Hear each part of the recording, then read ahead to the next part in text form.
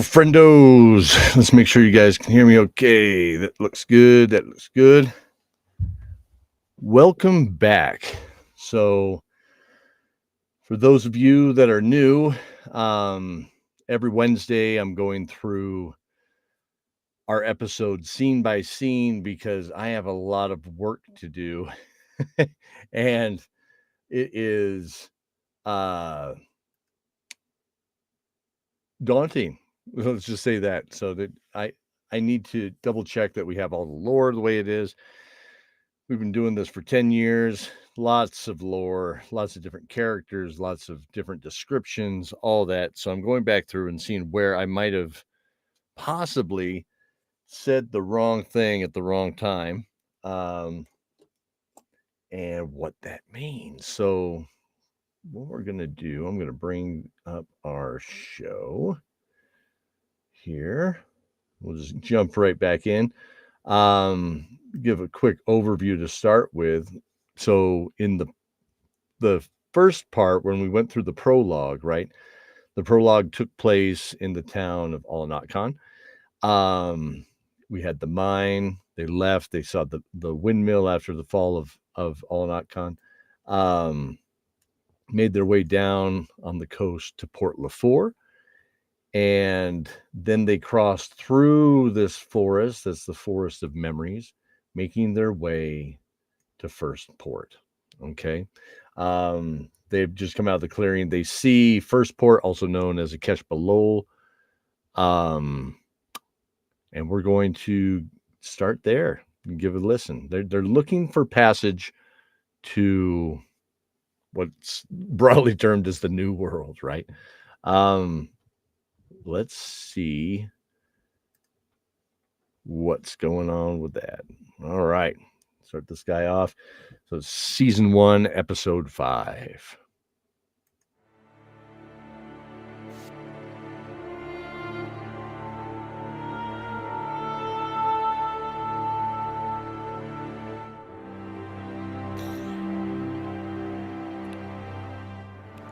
Dawn of Dragons, Season 1, Episode 5.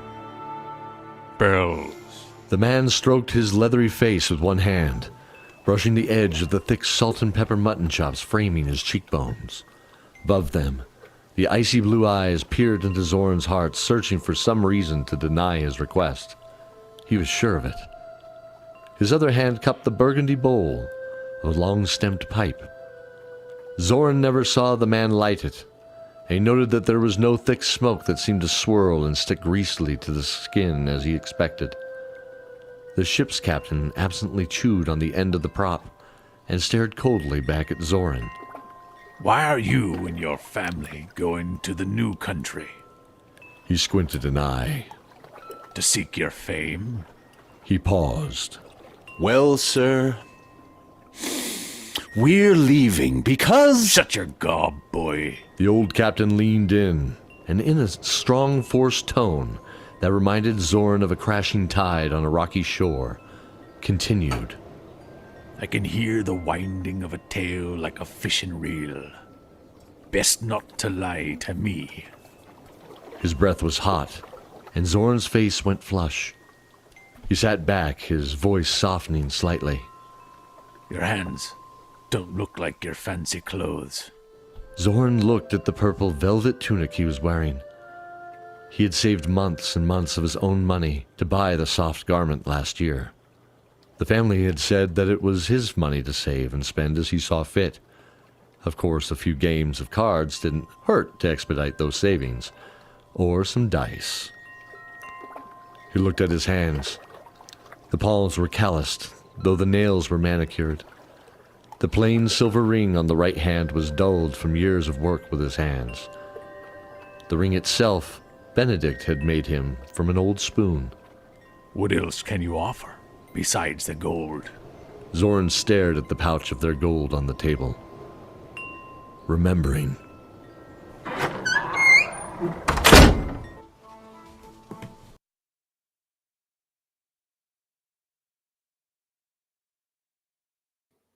There it is. So yeah, so let's take that first scene there real quick. So we have Zoran played by Cody Miller. Let's see here. I got Zoran right there. So there's Cody. So Cody, I've worked with, for many years. In you hear me talk about Avastrom, talk about other small theater productions that we've done. We've done some film stuff together. We've done all kinds of stuff. He's the one that introduced me to Matthew Bianchi for the most part. Again, he and I have been longtime best friends for a long time. He actually wears the Western clothes a lot better than I do. And we both grew up in a lot of the same, in the same country living, let's put it that way. So, he is asking for passage from this ship's captain. Okay. Name to be determined. You'll find out.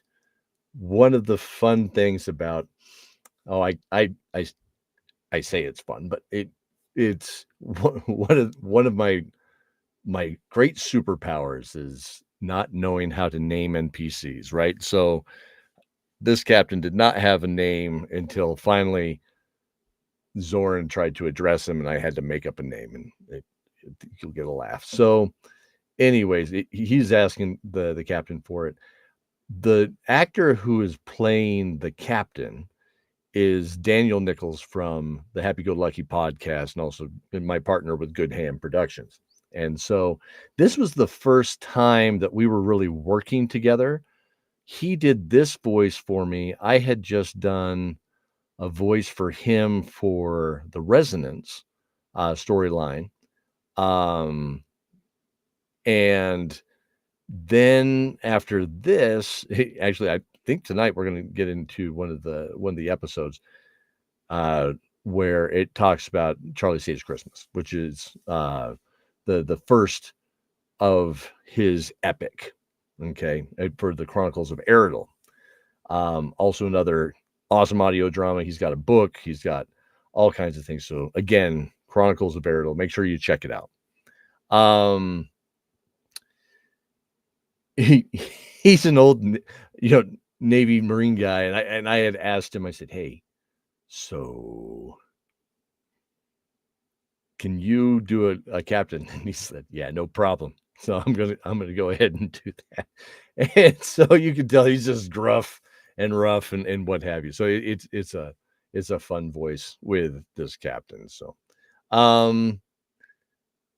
yeah, and that's pretty much it as far as the intro. So we'll go ahead and just jump right back on it and see. Yeah, there's yep, the guy on trial. That's right. I was that guy on trial. That if I remember right, that was a very ambitious audio drama as well. Was he in the story? He actually went through, he consulted with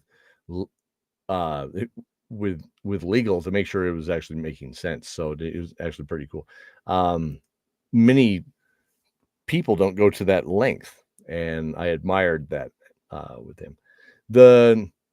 Let's see, is there anything else from that I can remember? I mean, I had the wind chimes. The wind chimes was a Foley I used outside.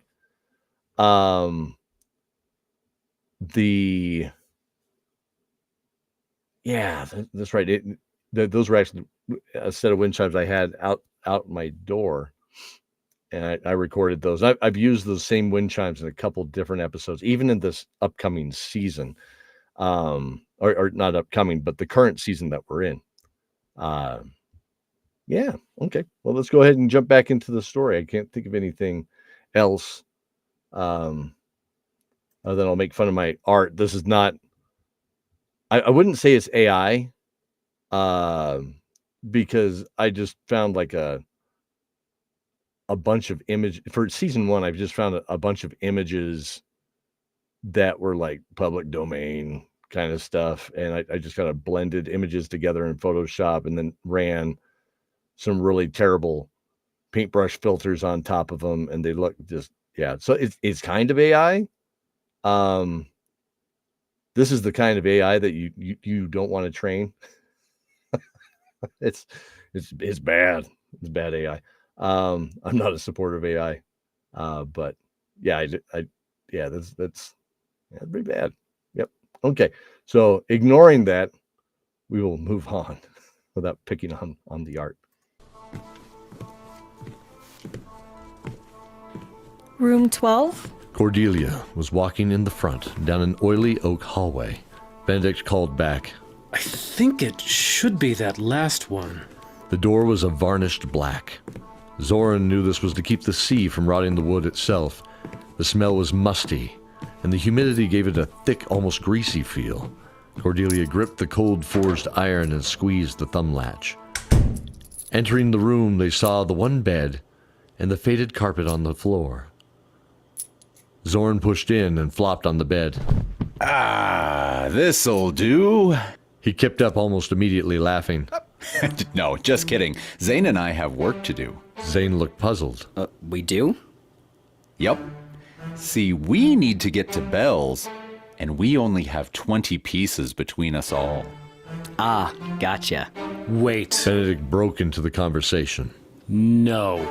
For the umpteenth time, Benedict, it's not wrong when it's an agreed-to game. You could lose what little we have. Not now. Zoran looked at Zane. Oh, no. An all-too-familiar grin cracked the recently morose and distant Zane. No. Sophie smiled. No, no, no. No, no, no, no, no. Zane ignored his brother. Four-legged kings? No. Zoran smiled wickedly. Empty sleeves. Zane nodded, still smiling, and held his hand out to his best friend to shake heartily, both chuckling. Okay, I'm going to pause it right there. So I was making up stuff as you do, right? So I'm like, okay, we need a card game. And the thing is Cody's really good with cards. Like, that's his jam. He is a great card player. The guy has taught me how to play 10,000 versions of poker and different cards games and what have you. He knows his way around the table to begin with. But I just started like making up these terms and we just kind of laughed. So like four-legged kings, I'm not sure what the heck that means. So I am taking a note. Four-legged kings. I am going to define this in the codex. I'm going to come up with what that means actually in the codex. For those of you listening to us right now, I'll give you a little, insight behind the scenes. That's why you're listening to it. You could just listen to the show on your own, but behind the scenes stuff. So I am working on a game supplement that can work with pretty much any D20 system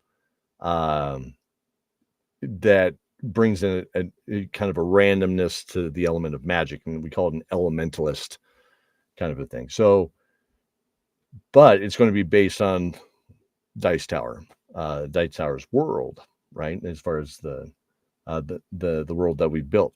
So the cards are being designed by Storm, and in that we are using the elements of this card game that keeps showing up throughout the series, right? I have it pop up a couple different times.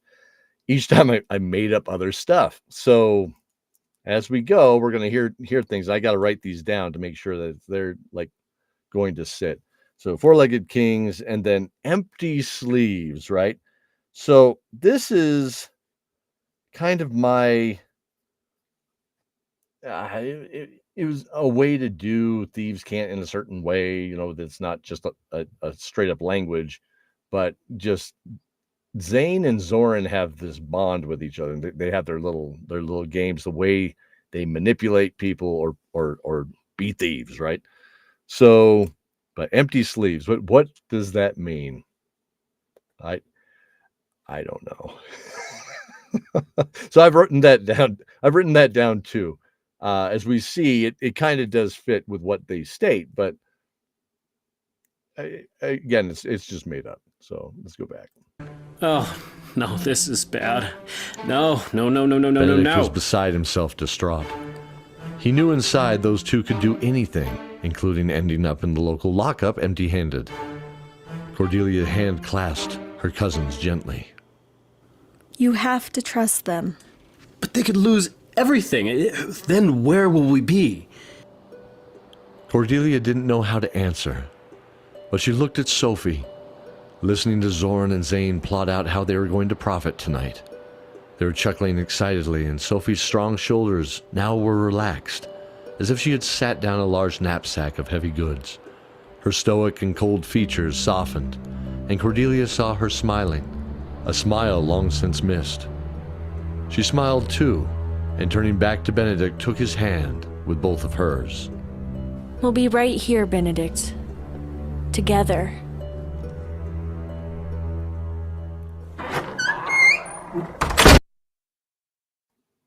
All right. So just in that closing there, quick note was the music in the background with that little bit of harp and it just kind of a dream sequence. I wrote that.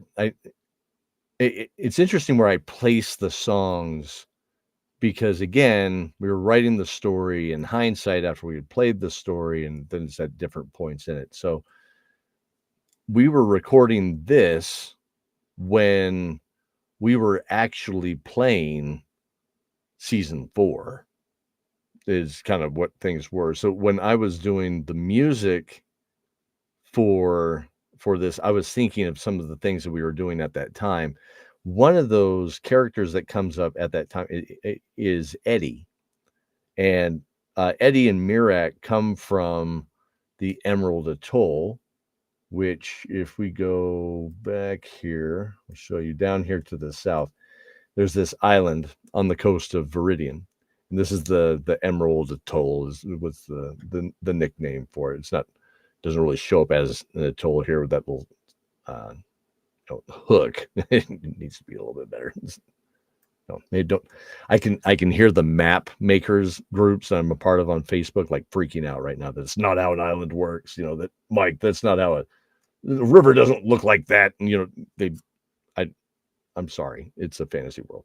So, anyways, we had the that song was about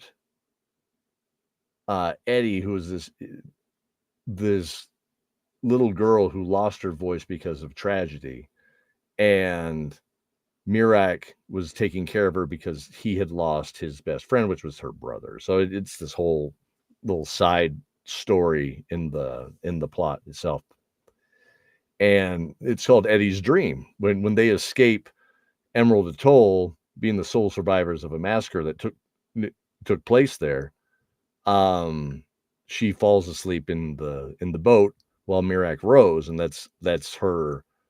She finally feels safe, and so I wrote that song with that feeling in mind, and I placed it a couple times here throughout the first season to kind of give that same feeling of safety, right?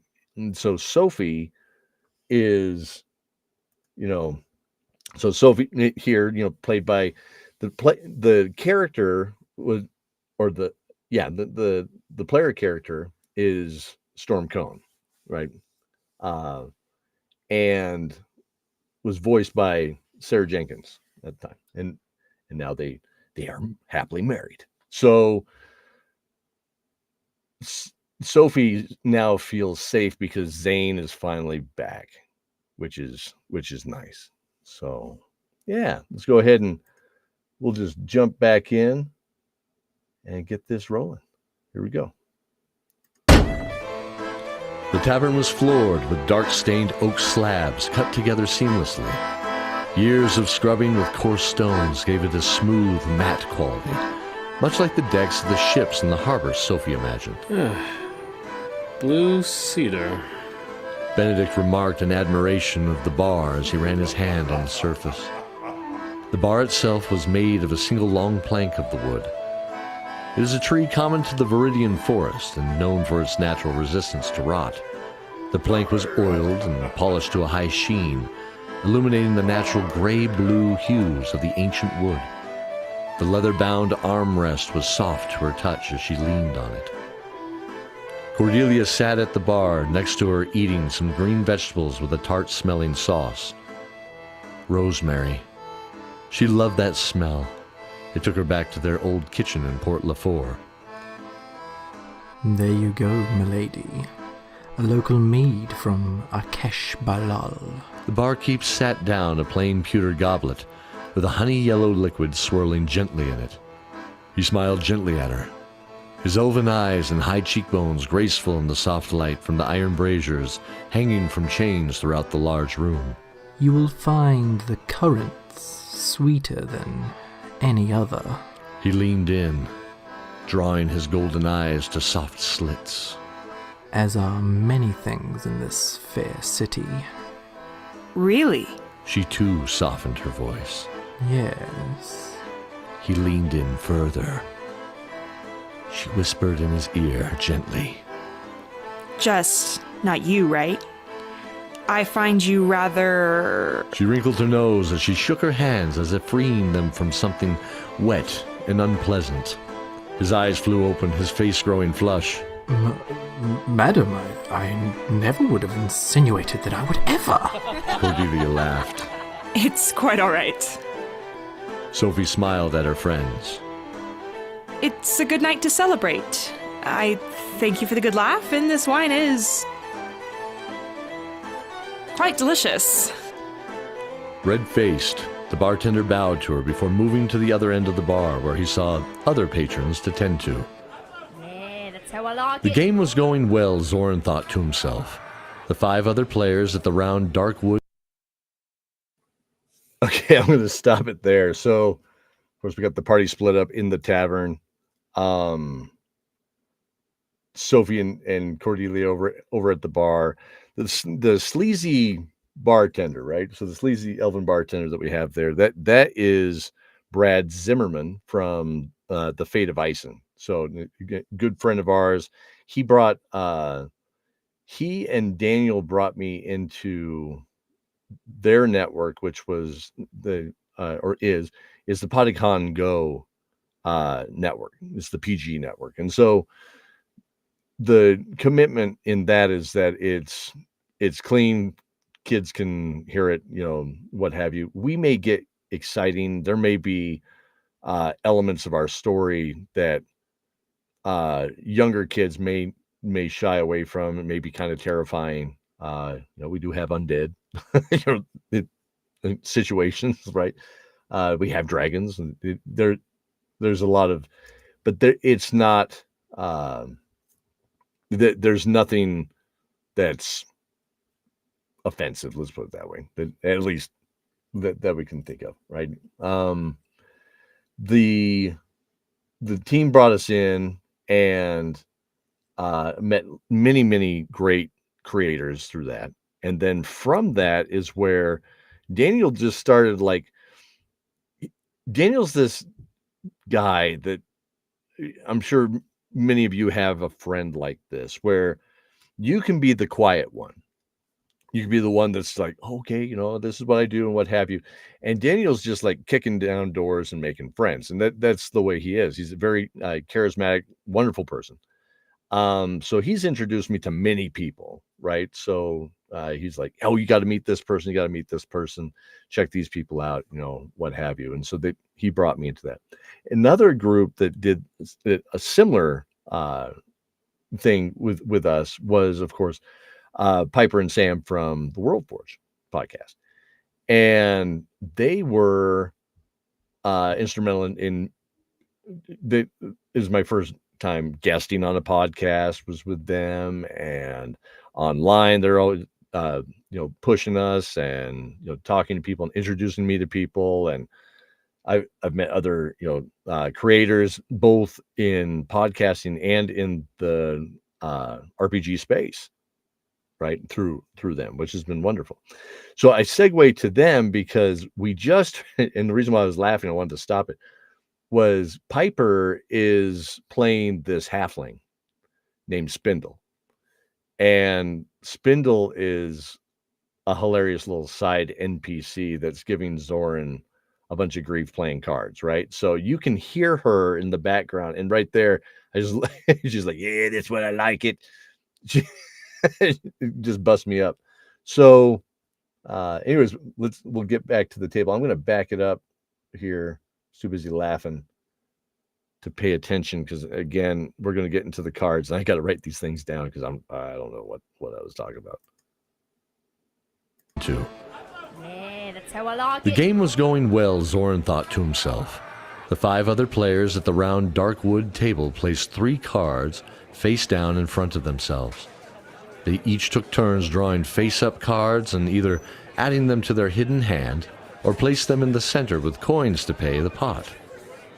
These cards could be taken as an alternative to drawing cards on a player's turn. Once 6 cards have been drawn, the hands are all revealed, with the winner takes all for the best hand. Zane was at a table of minotaurs behind the player directly across from him. Boisterous and loud, they were all regaling each other with stories and a common bonding ritual called the boast. This was good, but risky. Zane was giving signals to Zoran by what he saw from the hidden cards from that side of the table. The risk was not getting caught. It was the Minotaur's accelerated consumption of ale, and Zane being half their size, that truly had him concerned. Hey, you over there, quit daydreaming. Are you gonna fish or are you gonna draw?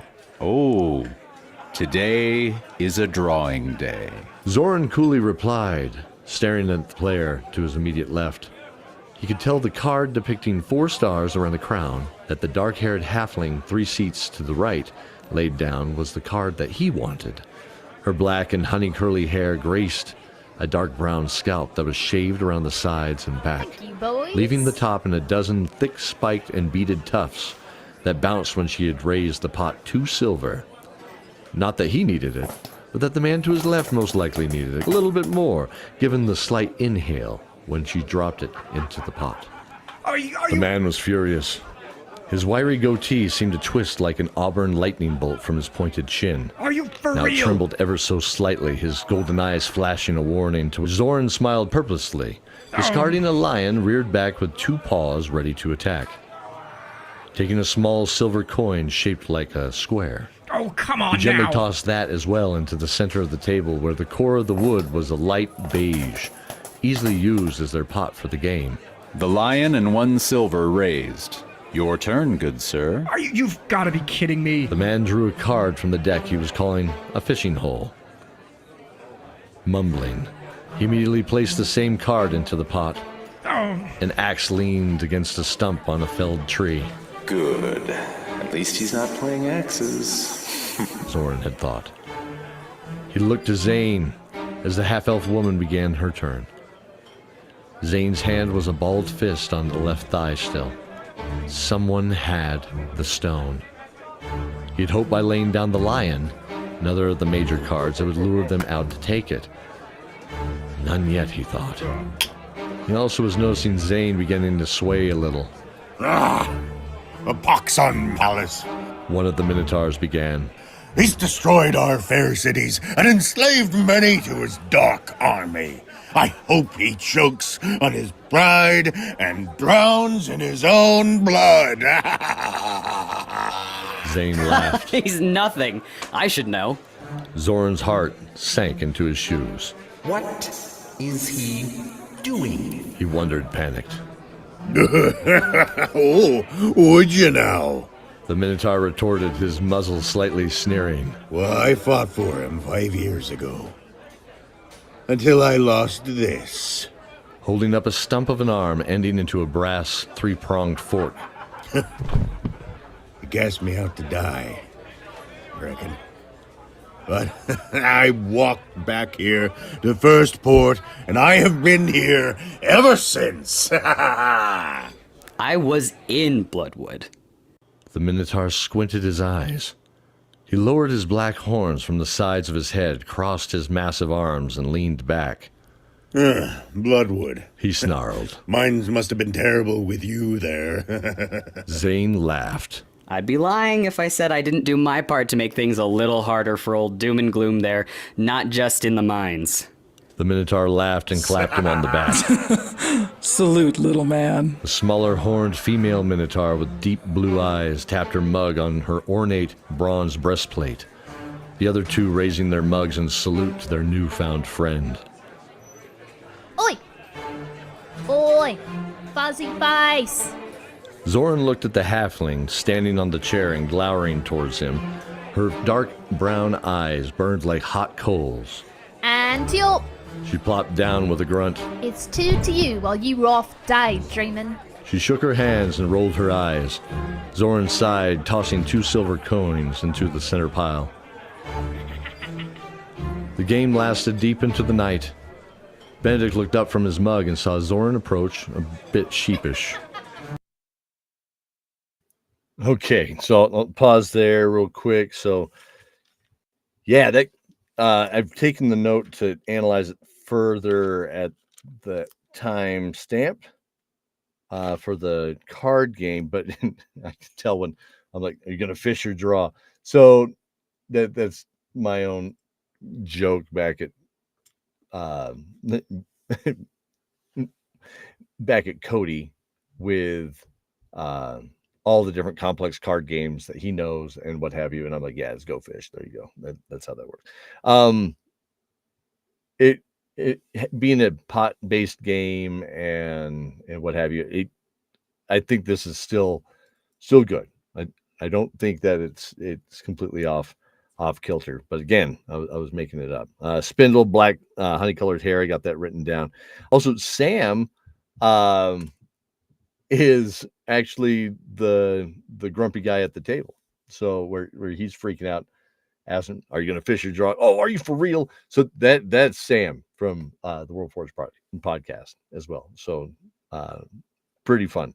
They have filled out multiple characters for us throughout the years, and done Foley. I really appreciate them helping us to flesh out the world. So let's see. We got the Minotaurs here talking to Zane. Zane's talking about Bloodwood. Minotaur said that 3 years back he was working for Palace. So that's good to know. It's good, interesting information with this character, because more to come on him. So this character is named Jolith, and he has his sister Kiri, so who also is on the ship as well. So there's Kiri and Jolith. Again, originally I was a huge Dragonlance fan, right? And I wanted this to be just a Dragonlance campaign, but I butchered the lore so bad. I was like, you know what? I'm just going to make my own thing. But at the same time, I was like, I want to nod back at those great stories that I grew up with. So, yeah, Kiri Jolith is one of the gods in Dragonlance. So, so anyways, let's see here. Let's go ahead and hop back into it. So, there's good news and bad news. What's the bad news? I only made a profit of 4 gold after the bar tab. A certain halfling and I will never be friends, and your brother is currently vomiting into a bucket. Benedict was stunned. This was a colossal waste of time. We can never get to Bells While on Zoran this. was being dressed down by Benedict for his Again, gambling irresponsibility, away, you Sophie think you're gonna make worriedly something looked out at of it, Zane, but you bent never over a do. bucket at the table. There were 2 smaller minotaurs laughing and clanking mugs with a stoic female, and a fourth. The largest male, she assumed, was the leader. He had 3 warrior braids ending in large silver clasps, and his scarred face showed the story of many battles. She noted with a smile that he had his gray and black furred arm around Zane's shoulders, gently patting him with one massive hand. Never do. You His other was a always trident, mess things up. resting on the now table. People are throwing up into buckets, and I don't know what god I can pray to. Zoran, who are they? Sophie interrupted. Benedict froze as Zoran smiled his crooked grin. He chuckled. Well, that's the good news. Seems Zane made good friends with the first mate and some of the main crew of a ship called the Sun God. They sail to Bells tomorrow. Said I just needed to talk to the captain about passage, and he may be able to work a deal. Benedict laughed and shook his head. Cordelia smiled and looked at her cousin, the hero of the night, head first in a foul and sour-smelling bucket. Oh, God. What'll it be, son? The captain smiled, already knowing the answer. Zane and I can help on deck, and I'm skilled at the lines and ship's boat duties. Benedict is a talented ironworker, and Sophie can lend her sword if need be. The captain nodded and thought before continuing. And the raven-haired girl? Well, Cordelia is He paused. The superstitious crew wouldn't take kindly to a wizard, he was sure. She'd be branded a witch and cast overboard as soon as they found out. Healer. A talented and skilled practitioner of the healing magics of the world, of which I do not fully understand. That's what I wanted to hear. You all pull your way to Bells and we'll be happy to have you as crew. Let's get started. We weigh in an hour. The captain took a long draw from the pipe in thought as he turned to look out the small window to his right. It opened to the harbor, and more specifically the dark mahogany-colored hull of the sun god, gently bobbing at rest.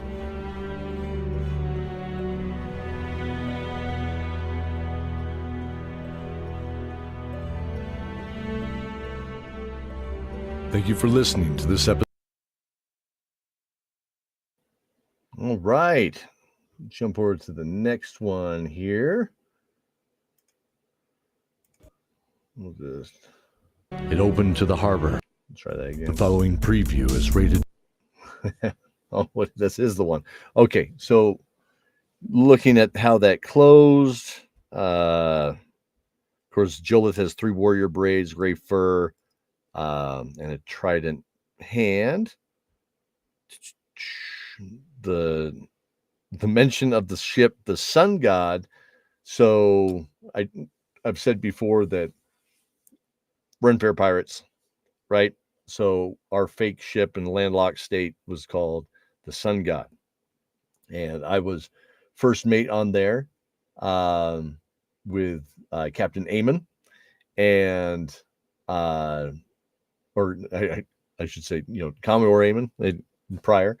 But when we settled down as just being a ship, not the flagship, it was Cody was on board with us as Finn, and that was our fake little pirate group. So I thought it needed a ship name, so I'm like, I'm gonna just bring that one.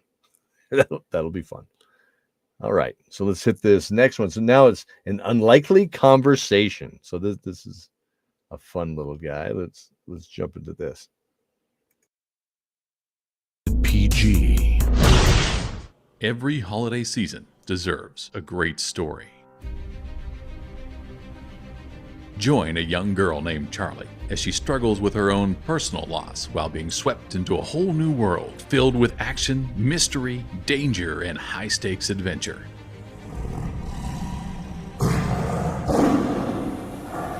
Aunt Nani? Aunt Nani? Come along, you two. She doesn't need our help. Well, what do we have here? Look out, Mift! Incoming! Another human child has arrived. See, now that is interesting. We don't mean you any harm. We've been sent by Adeline. You are what I say you are. Then I suppose I'll have to do something about it. I would not be so dismissive were I as weak and careless as you.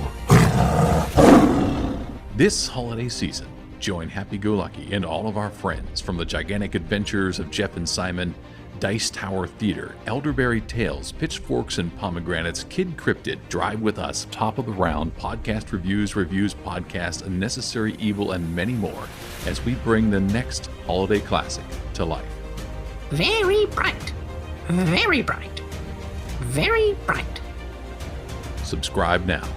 Charlie Saves Christmas, an audio drama podcast, opens soon. You'll just have to come back for it.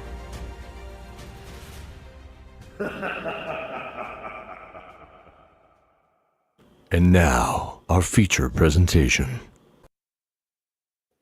So I'll just pause to speak about that real quick. So that's Daniel's show again. Back to the Chronicles of Eredil and Charlie Saves Christmas. Those the first, in the story, in the epic.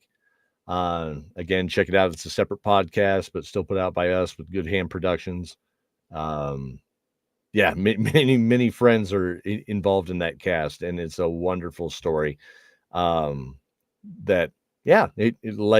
he states, it's a holiday classic, and it feels like a holiday classic. It feels like any other Christmas story that you would watch on around Christmas time and the holiday season and what have you, right? So it's just it's fun. So yeah, check it out. You probably recognize my voice in there. I'm actually a bad guy, or two bad guys in that. So I played the tiger, Maleficent, and no, God, I'm forgetting no, that's right. Yeah, no, Marvelous, Maleficent's different. That's Disney. Okay, sorry, Disney. Yes, so I'm Marvelous, the tiger. I totally stumbled on that. That's awesome. And then I also played Kettle. Okay, so Mr. Kettle, who is a terrible landlord, jerk of a boss. I had a lot of fun playing him because, well, we've all had those throughout our life, right? So, but yeah, moving on. Let's go into our regular story. Here we go.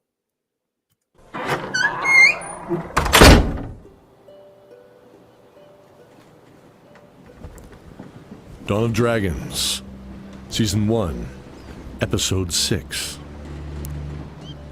The waves rocked the bow like a whale's deep heartbeat. Benedict smiled, looking out across the white-crested waves as they cut a swath through the cerulean and azure ocean. The smell of kelp and sand days behind was replaced with a familiar charcoal and iron as he bent the 3-inch O-ring into place on the anchor. Jolith, the pewter and onyx-haired Minotaur, looked on with interest as he skillfully drove the hammer in steady blows, driving it to its proper form. There's a grace in what you do, Benedict, he said, gripping one hand on his notched saber. Thank you. The words seemed to push the 7-foot giant into a state of peace. The scars on his face softened, and the veins on his muzzle relaxed a bit. The thanks is ours, Jolith. Benedict firmly pulled the glowing iron from the coals to place around the horn of the anvil. My family is grateful for the passage to Bells. Jolith nodded. He raised a hand to a female Minotaur who nodded back. She was on the other side of the wide deck next to the beige-clad Zane, his dark cloak being left below in the sun, and looking across the waves to the west. Kiri, do you think we all have a place here in this world? Of course. She stood straight, and her eyes smiled. We all have our place. The water is life. She grinned, putting her hand on his shoulder. But battle. She smiled. Battle too is life, my friend. She paused. Is it not the same for you? To meet an enemy is one thing, but to clash steel together in combat. She took in a deep breath and gripped the axe at her side.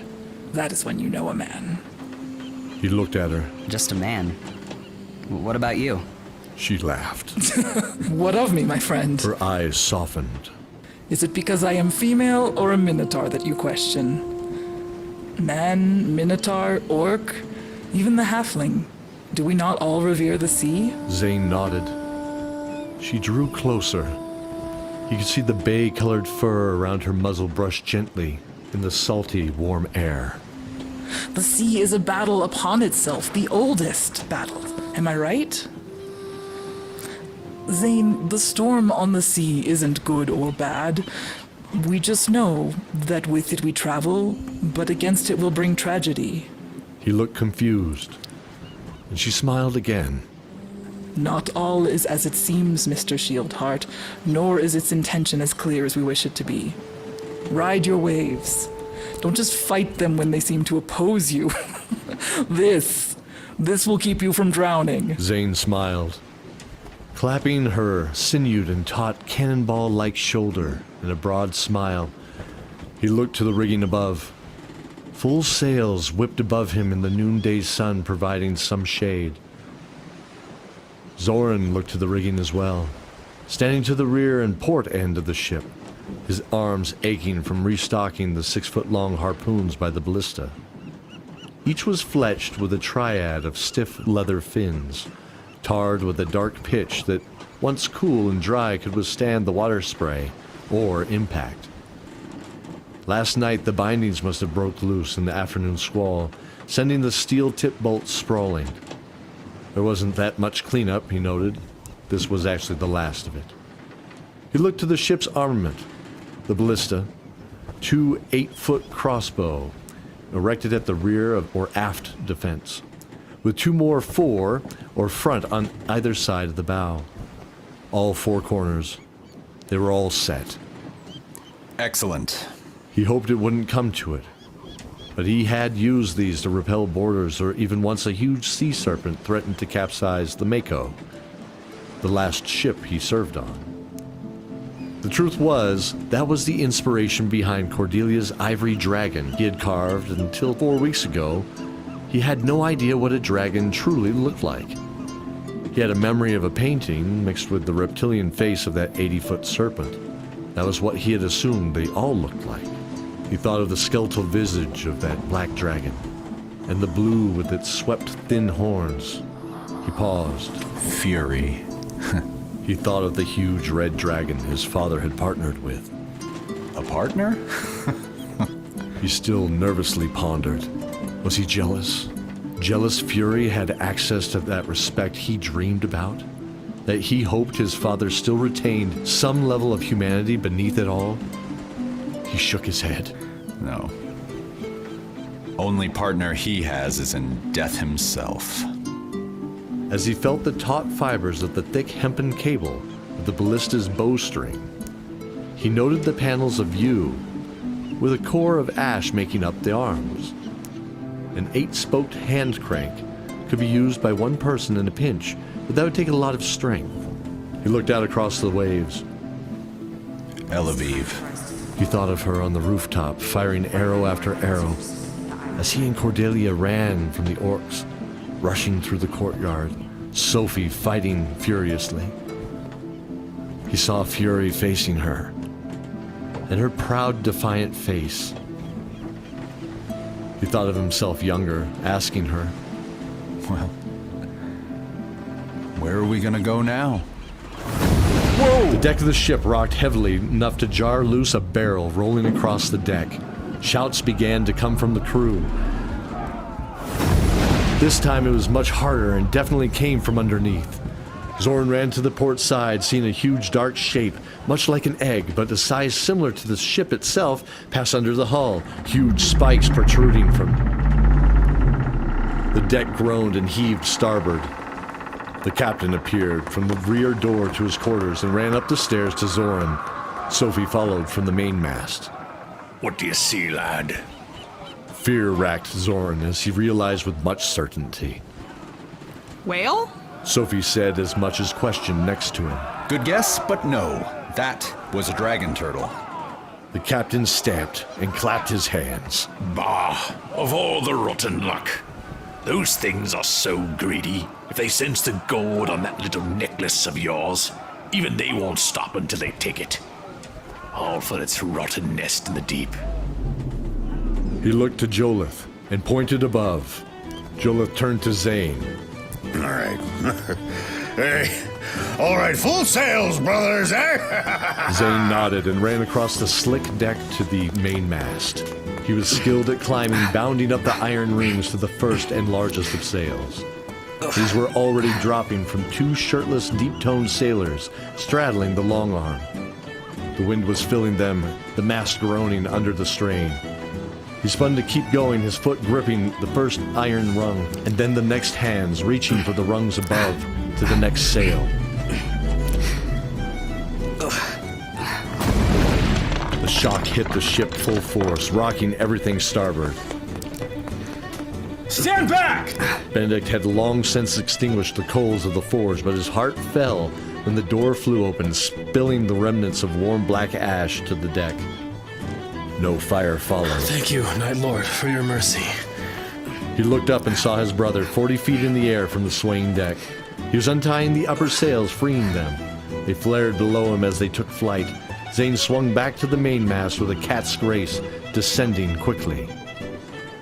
Cordelia ran up to Benedict. It's a huge dragon turtle. She was both terrified and excited at the same time. Benedict's heart dropped as he remembered the red eyes of the sword's pommel, the pommel of the sword that killed his adopted father, Erebus. They sprawled to keep their footing. He looked to Zane. He had barely reached the lowest sails when he saw him lose his grip and plummet 20 feet to the hard deck with a thump. Zane! His brother's form was still on the deck as he ran to his side.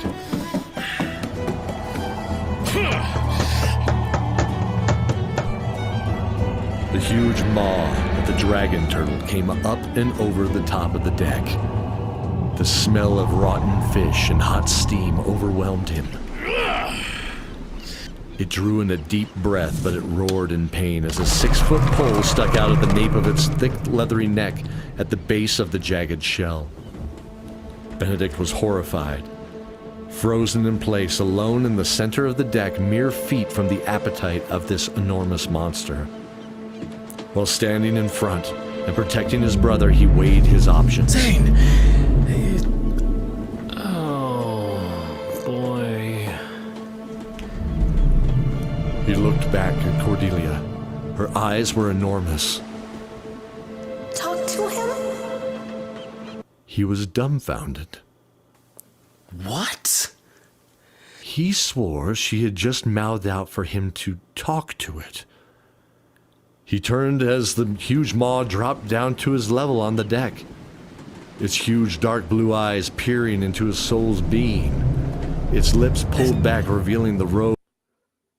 So I'm going to just pause real quick for a couple of the notes that have happened so far. So some descriptions of the dragons, and the ballista itself had stiff leather fins because of being out in the sea. So like an oiled leather, kind of what I pictured in my head.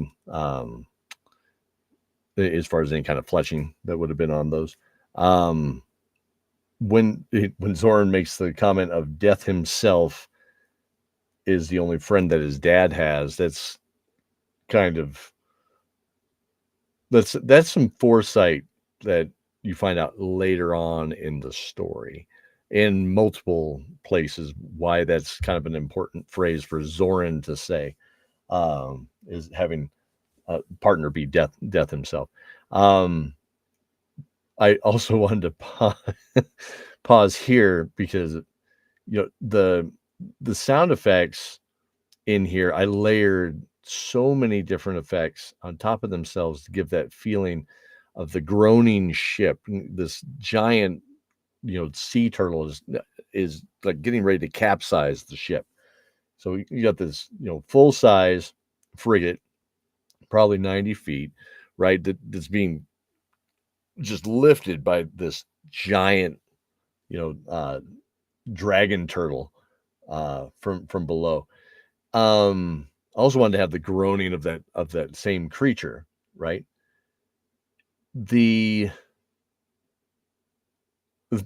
When it stops, so like it's ominous, and Cordelia yells, "Talk to him." So Jolene was brand new to playing D&D, any kind of tabletop role-playing game for the most part. We had played one other adventure before this. This was her first time jumping into it.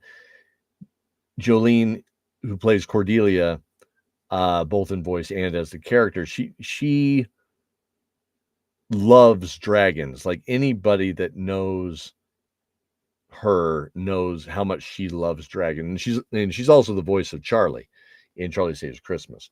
It's kind of going back to that one again. Like, subscribe, check out all the Good Ham stuff. It's all one big world, so enjoy it. But that was player knowledge, not character knowledge. Totally metagame. It was. We're sitting at the table, and Benedict's having this moment. Brian's like, oh, what? Okay, I'm thinking about it, and I didn't have a dragon mini. I remember I made the ship out of cardboard, placed it all together. If I had it here, I'd show you guys. But I used a big conch shell. That's important to note. Okay, so I had this conch shell that I'd gotten from a trip, to the Pacific, and I had that. That's the dragon turtle. Is this just conch shell on the table? It probably looks silly as all heck, but we got into it. But so Jolene said, talk to him. And in fact, that wasn't her exact words. Her exact words were, well, I know a dragon turtle can speak common. I'm like, you're not supposed to know that. And my dragon turtles might not. You don't know. So we all kind of laughed about it. So I was like, okay, fine, whatever. Roll it. So he rolled it. And you're going to see how good he rolled it. Because I had to make up a lot of stuff. So he rolled a 20 on that. And at our table, I know it's not raw, it's not rules as written for fifth, or I don't think it's even rules as written in third, but there's no such thing as an automatic success, right? But in our game, because it's a 5% chance of something really good and another 5% chance of something really, really bad. So our critical fails, so any one is a critical fail, and any 20 is going to be a success, but it may not be as great or as minimal as it depending on the situation, right? It still plays into the situation, but I like that, because you roll a 20, you get excited. Come on, it's like I rolled a 20. Oh, shucks, it's like it. We believe in storytelling first, and because that's why the exercise of role playing is there for us. It's not every table. Okay. It's not, there's some tables that I DM or I'll play at that are just mechanics, and I'm totally cool with that. Like when I say just mechanics, like there's no role play. Like we are doing a dungeon crawl. I am an elf, and that's just because mechanically that's what it is. I may describe my character. I've sat at those tables.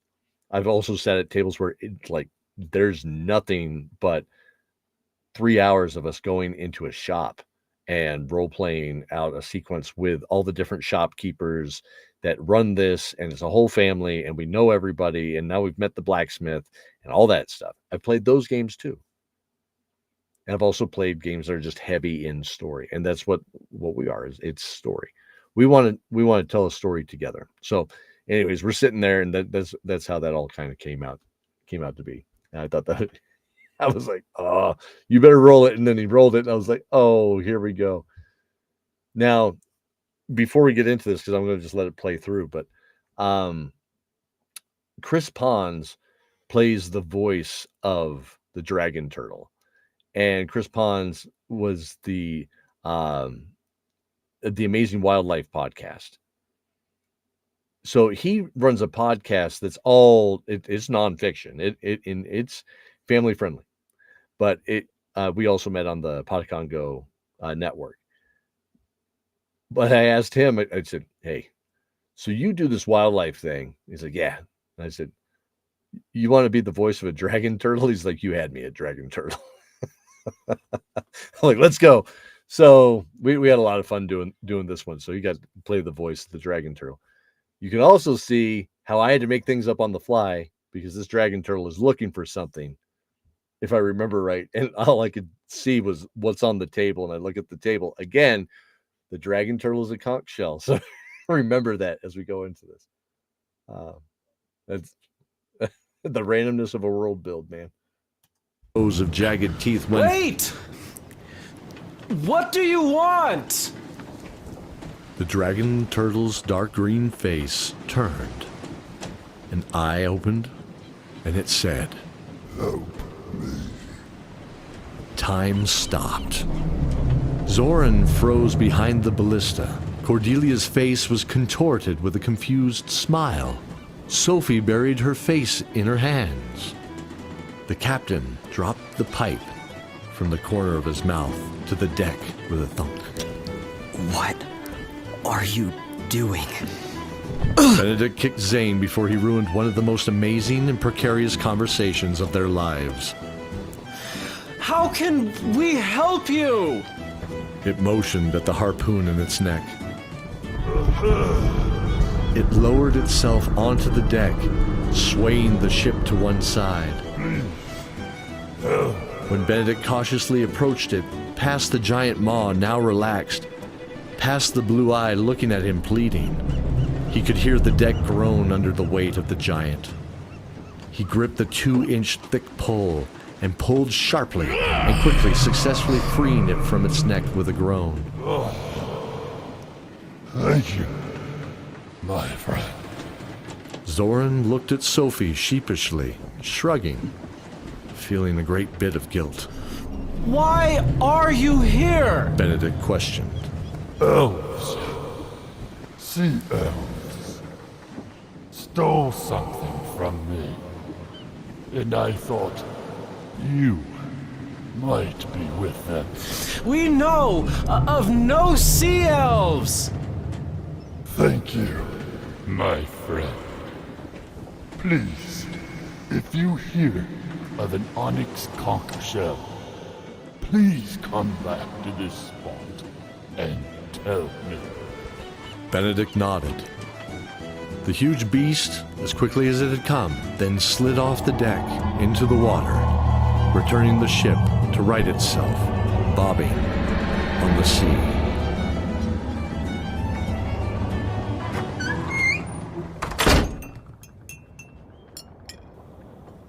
The dinner table was eerily silent that night. No one could truly understand what had just taken place, and it was easier to just ignore the insanity. They stared blankly into the shallow wooden bowls, cradling a few stewed potatoes and a chunk of fatty salted pork. Using a stale roll to mop up the starchy brine, they then chased it with a bitter flat ale. Or water, if you were in Benedict's place. The stale air was moist and dank in the mess below deck. The myriad of smells from the cooking, thyme and lemon scent, was welcome amongst the strong musk and salt their bodies smelt of after the day. Adding to it was the captain's pipe smoke. We have 6 days till we make it to Bells. Provided the winds stay favorable, you'll be ready to start your new lives. The captain nodded at Zoran. Thanks again, lad. Thank you, Captain Trisket. Zoran smiled and went back to his potatoes, knowing they tasted sweeter for some reason. 3 days and they'd land in the great and rich country of Bells. Cordelia knew the most about the clerics known as the librarians of the Ivory Library. She said there would be a price to use and research the knowledge they protected. It said if you need to know something, they know that very thing. There's little that is not known by the librarians. She had paused on the deck of the ship, he remembered, clutching the ivory statue he had made her. He noticed the face fading a bit, worn where her thumb caressed it, worriedly. I will approach them and request entrance, as I'm the only one versed in the arcane ways. She turned to him. We will get our answers.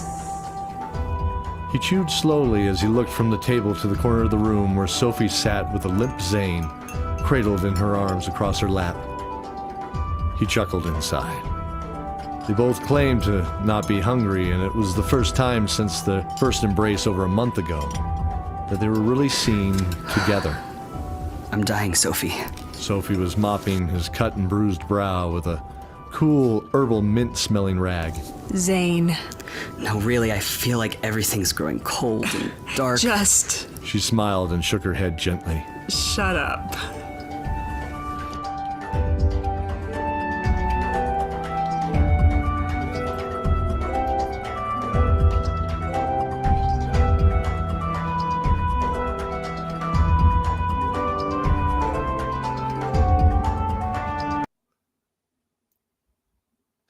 So yes, Captain Trisket.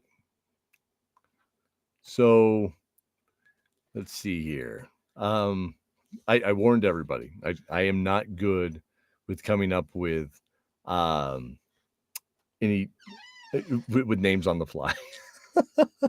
So things at the table, you look around, you're like, oh, when I wrote a story when I was a kid, I was like in the 6th grade, and my mom said, well, just look around the room and just find 2 things and just mash them together. And so I think I made this character's name. It was like,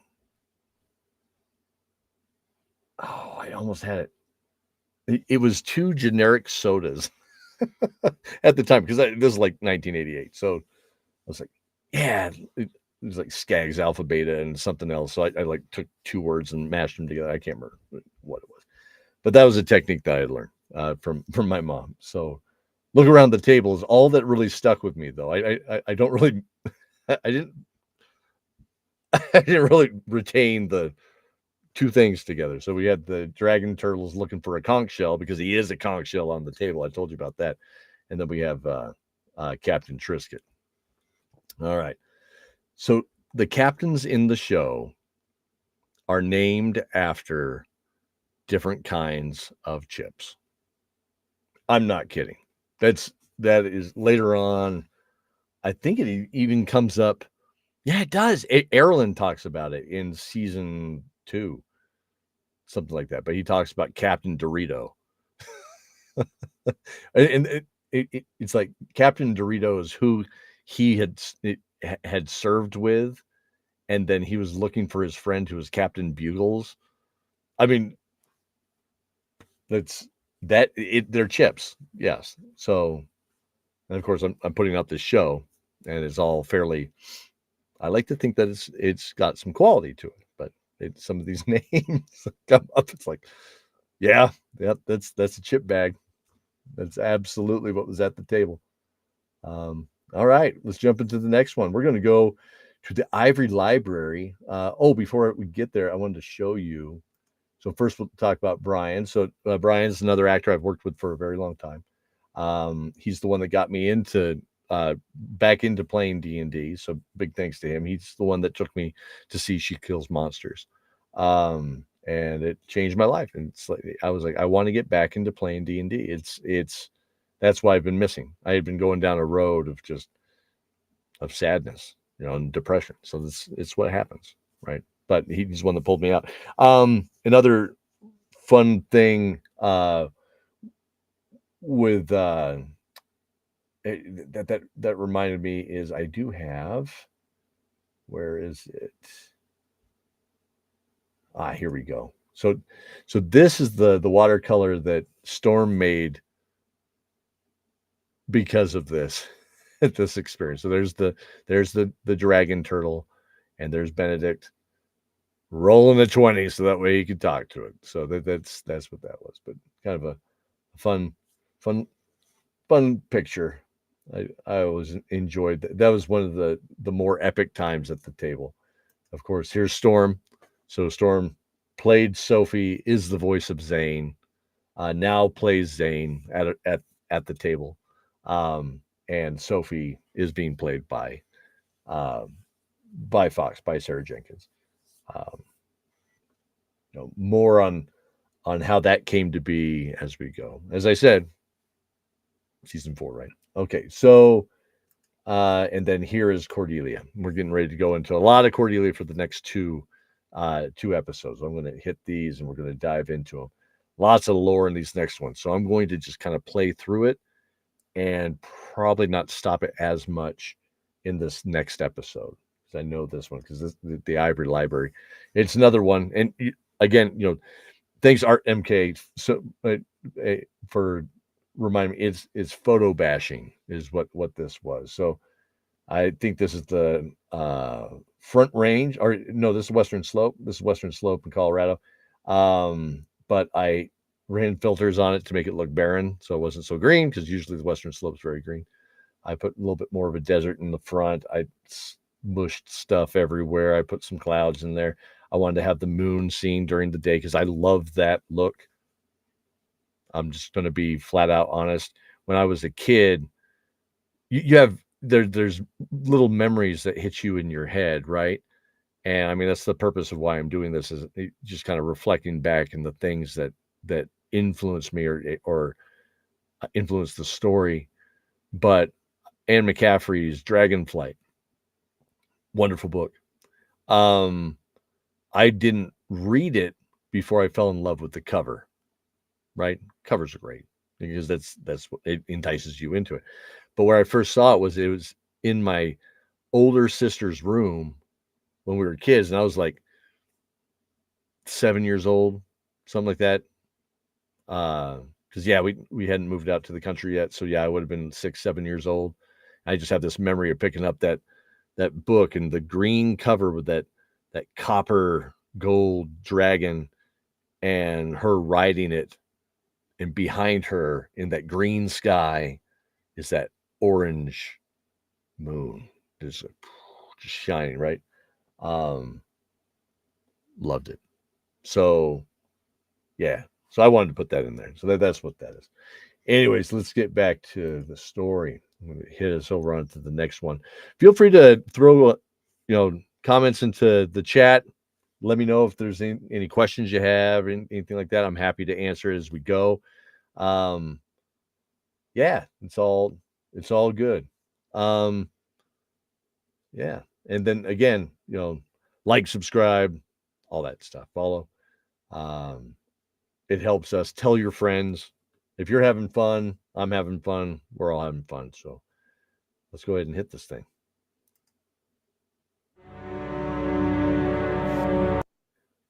So right out of the gate, I'm stopping it. In this one, I do want to make it clear. All the other episodes of this season is all my music.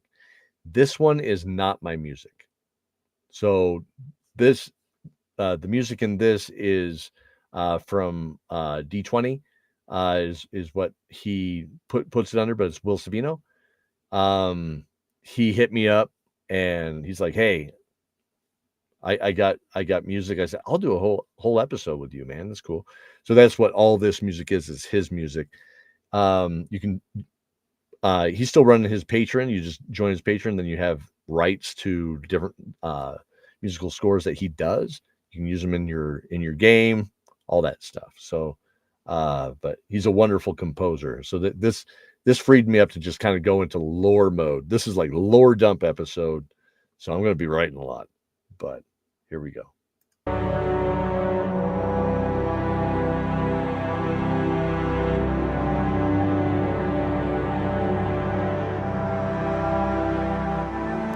Dawn of Dragons, Season 1, Episode 7.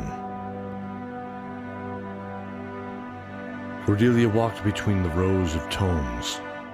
Each binding varied from canvas-dyed burgundy, with a simple silver corners, to dark tobacco leather, a sunburst of oiled colors leading to the bronze and pewter rounded caps, showing a lion and bear on the front.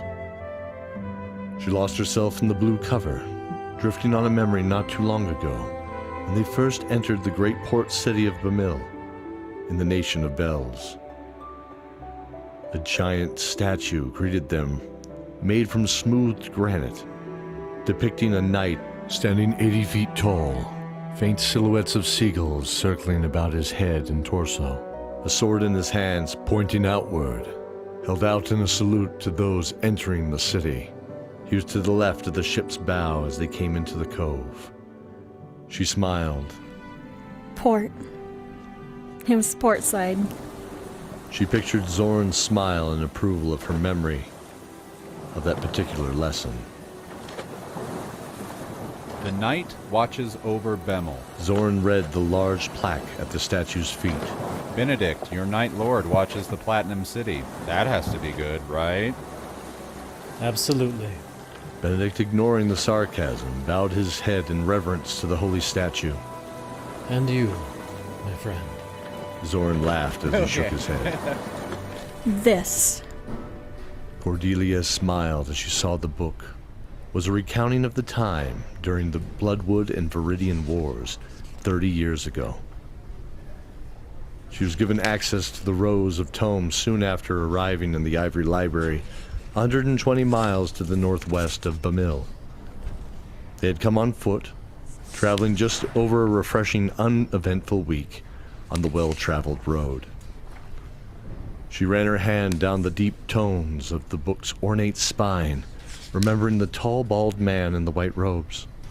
Welcome, Cordelia, Shepherd of the Flames. She stood slightly smiling in the onyx and quartz hall beyond the dark oaken floors between the milky white towers outside.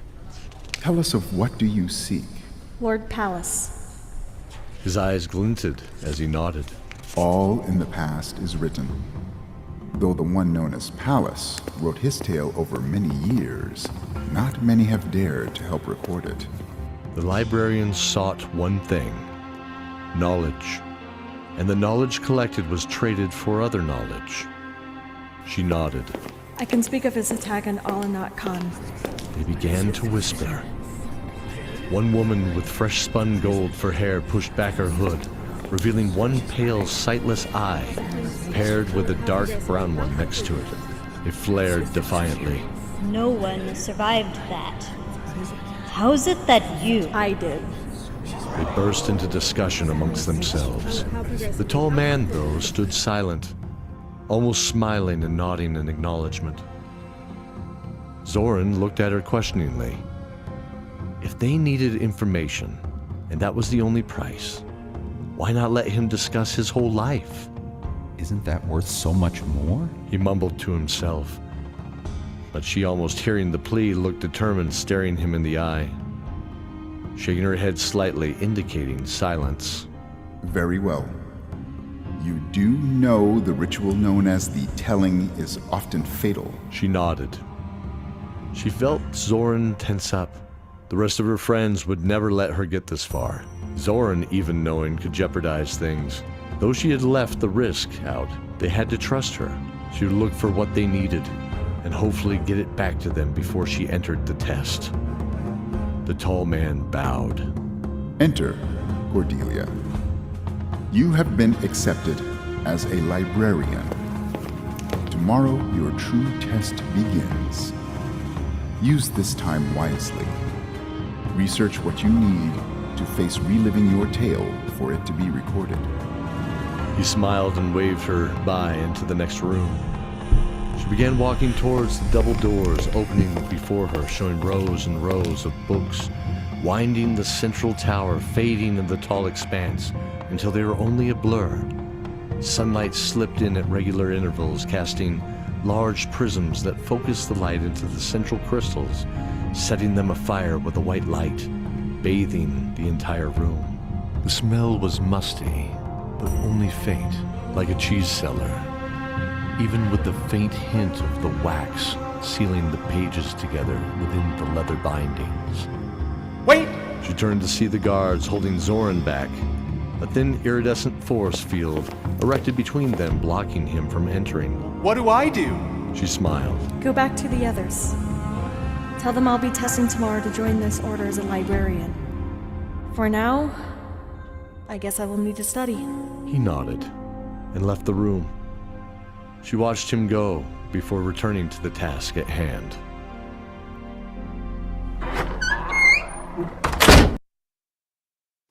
Okay, so that one, let's see here. We had the books. We talked about the big statue outside Bemel. We had the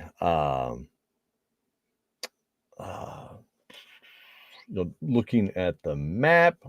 Should probably do that. So this is where we were at in with first port, right? So I'm going to back this up. If I look, they went. You can see the travel of the sun god around the Deadlands up into Bells here at the top. So it doesn't do anything goofy. I'll turn that off. Into this bay, and there's Bemel there. And up here is the Ivory Library. So at the Ivory Library itself, we ran into the head of the order, also known as Rue, that is played by David S. Deer from the Ninth World Journal podcast. A wonderful, wonderful audio fiction that's based on the world of Numenera. He's a great friend, and another person that I took it down. I was like, I would love to have you in the show. And he's like, yeah, dude, he's super nice, wonderful person. He's always there for us, playing this character. Rue reappears throughout the entire story. We did have a comment around that. I agree that I can't hear anything other than that wonderful character from his show, right? So genuine.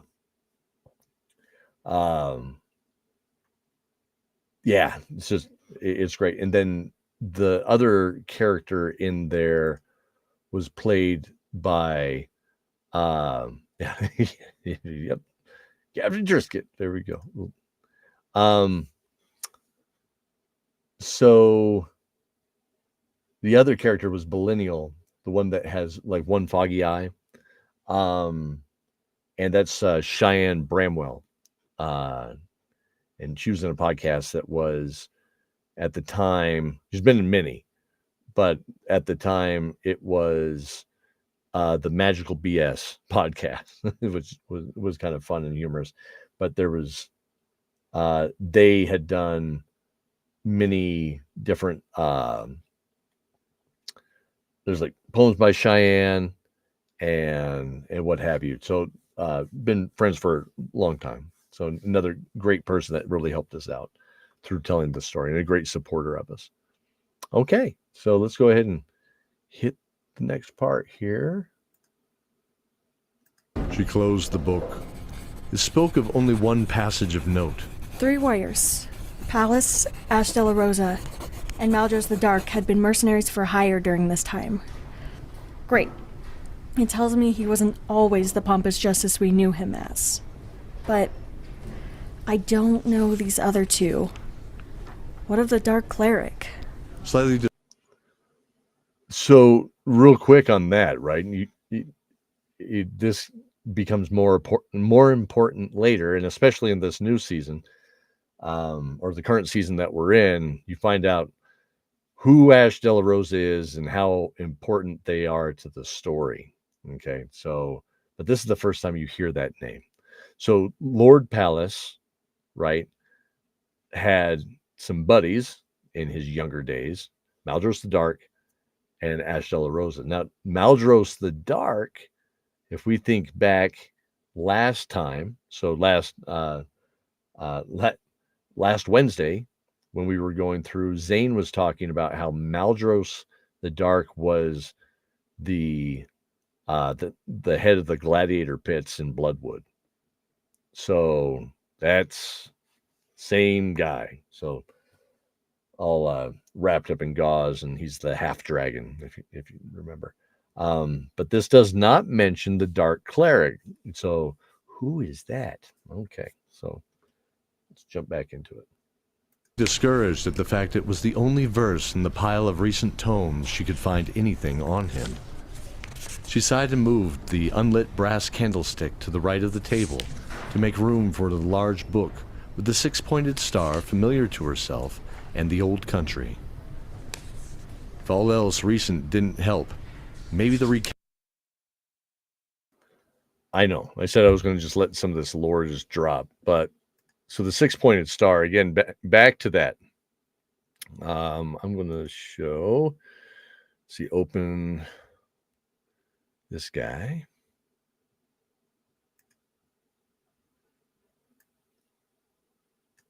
Drop that guy in there. Okay, so that's the 6-pointed star.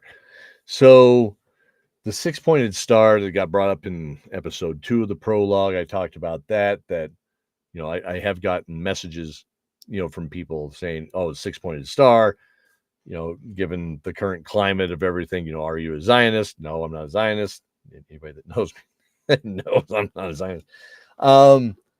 The 6-pointed star, I had this, I wasn't thinking of it being any kind of hexagram that fits any kind of occult lore or any kind of Judeo-Christianic thought. That's not what it was. Six-pointed star was to represent, again, the alignments. So you look at the top here, right? So you have the lion, the bear, this is the stone, this is the elements, right? This is the thorn, and this is the skull. Also known, because and this is going to come up in these next couple books. We have multiple mythos that kind of contradict with each other, or they echo each other, and it's just like our real world, right?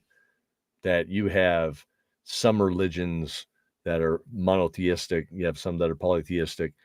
Regardless, you have an origin story. You have a way that the earth was created. It was created from the bones of a giant. It was created from rain droplets from heaven. It was created because of 7 days, and regardless.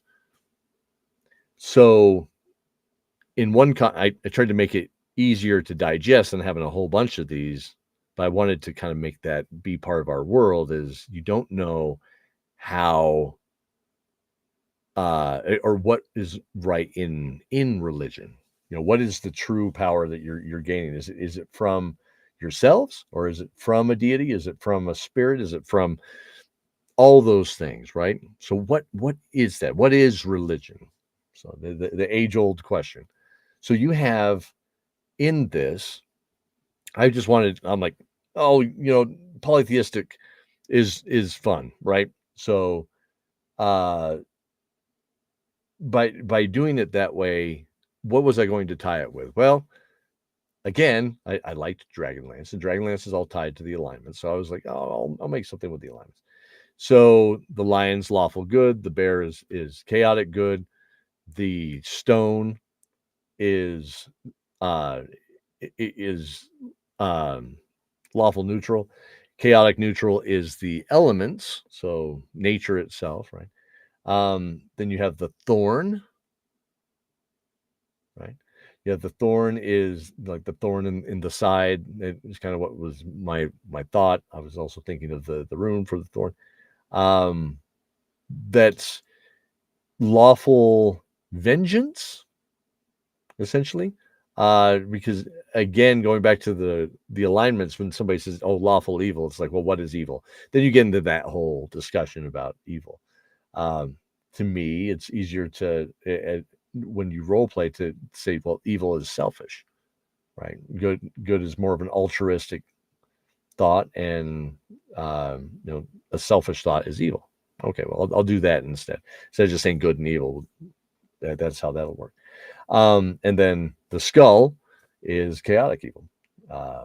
Now in the new world, there's a totally different pantheon, but it's the same people. And that's important to note. And that comes up through everything. So this is more of like the primitive, I hate to say it that way, but it's like the primitive thought in the old country. That's who they are. And then in the new country, the lion is the knight, the bear is the maiden, the stone is the judge, the elements is the hag, the thorn is the prince, and the skull is the ferryman. Okay, so that's how that all kind of plays out. Now we'll jump back into the show. Here we go. Thank you for your patience as I ramble. Counting of the world's dawn would at least to liven up her bored brain a bit. The tome was dusty, but the leather creaked as it opened for her curious hands. Trembling, she took a deep breath and began. The words on the ancient text spring to life. When the world was new, the elements themselves simply comprised of 4: earth, air, fire, and water. These 4 built the ground to stand on and the sky above. Over time, elements worked together and created mixed para-elements between them: magma, lightning, mud, and steam. They were happy, but they needed help with this great new world. From creation itself, they found a clay that they were able to work with. They formed gods to help them control their new world and bring life into it. These were the lion, the bear, the stone, the thorn, and the skull. Each of these new deities was to harness control of nature's personality. The lion was proud, just, and good. The bear was good, but yet follows no rules, finding what is needed for the good of all. The stone was solid in its duty regardless of good or evil intention. The thorn aims to try and find its own power, no matter who gets in the way. And finally, the skull represents the chaotic free will of those dark entities required for balance. For many moons, they worked to build their world together. The 8 elements collected what was left of the clay of creation and made both the plants and animals. Soon they brought their children in to help, bringing their own special balance of gifts to the individual creations. The stone helped these masters build their forms. Like an anvil at a forge, the bear helped the fire heat and harden the clay, while the thorn gave it desire. The lion gave it courage, while the skull made sure it paid its toll with mortality. Soon the Fae and many other creatures were born to help populate the land. The elements pondered about the last bit of clay they held, and how best to build creatures to help keep the balance and protect the land they all built together. They were opposed again. Soon younger para-elements began bickering with one another. Lightning struck out at mud in anger. The hot steam tried to cool the magma, all to no avail. The elements retreated to think. The firstborns, as that is what we call the deities who were born to the elements first and above all else, thought as well. The bear and the lion thought they could make beings too. After all, they had watched the elements closely and were sure they could repeat those same holy actions with the intention to help. The thorn and the skull said they too would help make these creatures, as they were also part of the balance. The stone said it would not be any part of it. This changed everything. The great forge was crucial to what they knew of the process. So the remaining firstborns had to improvise without the anvil as they had seen before. They fought over what elements to include and what form it would take. They wanted to honor their makers, so the form took the shape of wings, representing the air, fire within the belly itself, while water and earth combined together to make a fluid form that could fly. It looked as fierce and frightening as it was graceful, and thus came the first dragons. Their forms were like great opalescent reptiles with shimmering metallic and rainbow hues glinting off their scales, a rainbow of colors not owning one over another. The master elements were furious. They looked at the clay, and there was only enough for one more creature. They turned to the faithful stone and offered it to them. They looked over the gift and judged. They too would make a dragon, but not like their siblings. They would make a stone, not a serpent. They would use water for a blanket, not the air as a tool to fly. They had no need for wings, so they handed the extra clay back and made a dragon turtle. The elements nodded in approval. The elements went on to use the clay to make the people, as they came to be called. The people, when placed in their regions, adapted and took on forms to assist in the lands they were sworn to protect and serve. The firstborn, as before, placed their gifts into each one of them. Those in the mountains seeking treasures in the earth became the dwarves. Those in the swamps slowly became the orcs, immune to the harsh poisons. Those in the plains became humans. Those in the forest became the elves, dancing with the fae. Those in the desert became the halflings, hiding in the smallest of shade. Those in the oceans became the merfolk. and those in the tundra became the lost ones. The elements and the firstborn looked and were happy at what they had created. Cordelia closed the book in thought. Taking in a deep breath, she pulled out the next tome. This one. So, quick note on that was the premise was good intentions, right? So that the forces of good wanted to create, right? So they wanted to create, and then everybody else kind of followed suit into it. The people that were created, of course, they talked about the opalescent dragons, and that's important for this next one. Okay.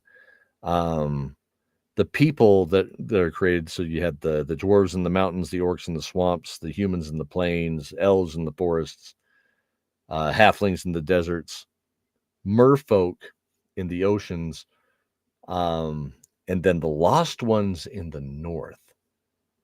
The lost ones in the north. And so the lost ones is like this kind of mixed. What could the lost ones be? Right? So some of that is giants.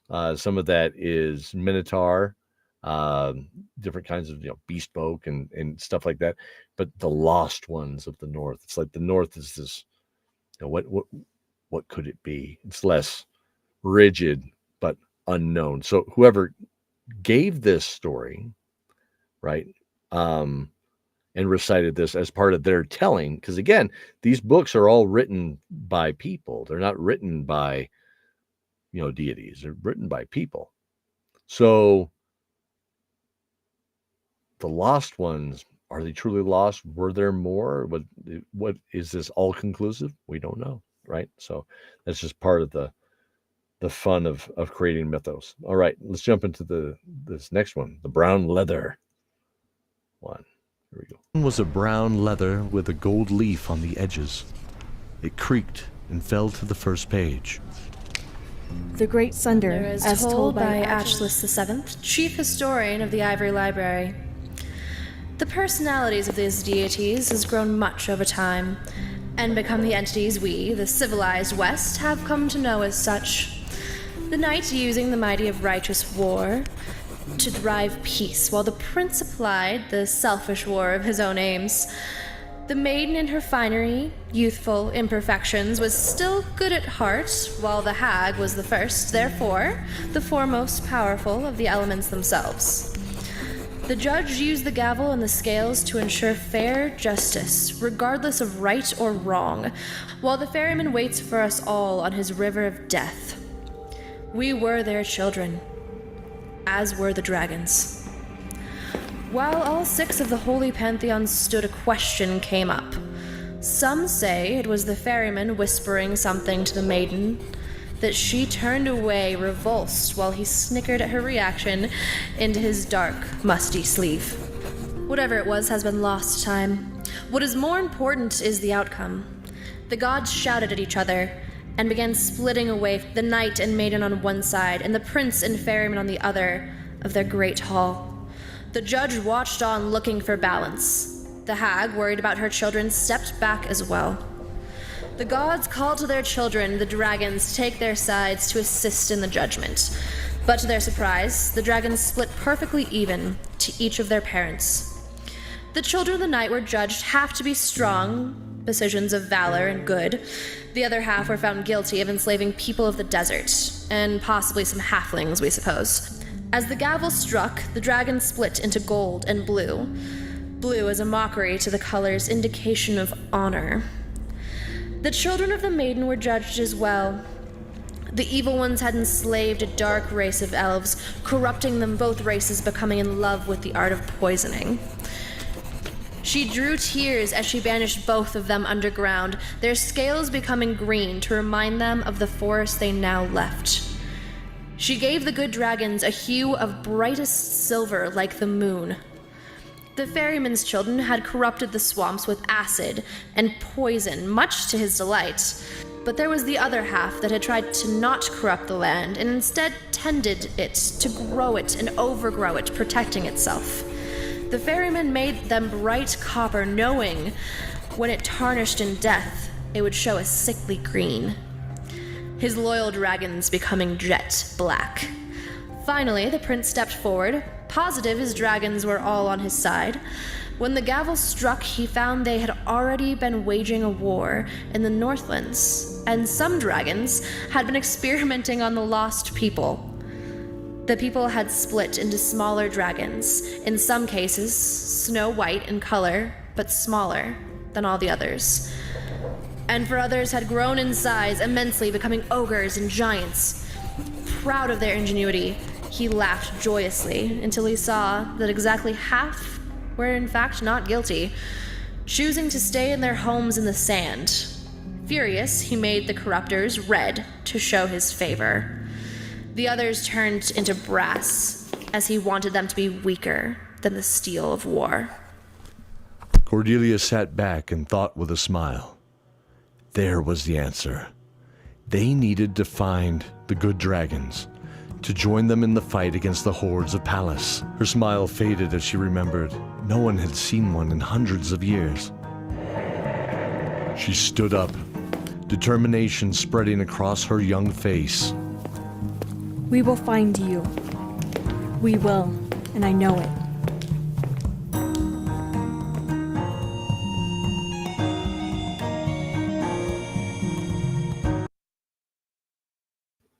All right. So she realizes the key to the world is to find the good dragons. So saving the world, they need to find the good dragons. That's what Cordelia's mission is, right? So that's what she needs to do. Well, now she's got to pay her debt to the library. So we're going to go into that episode next. That'll be our last episode of the evening.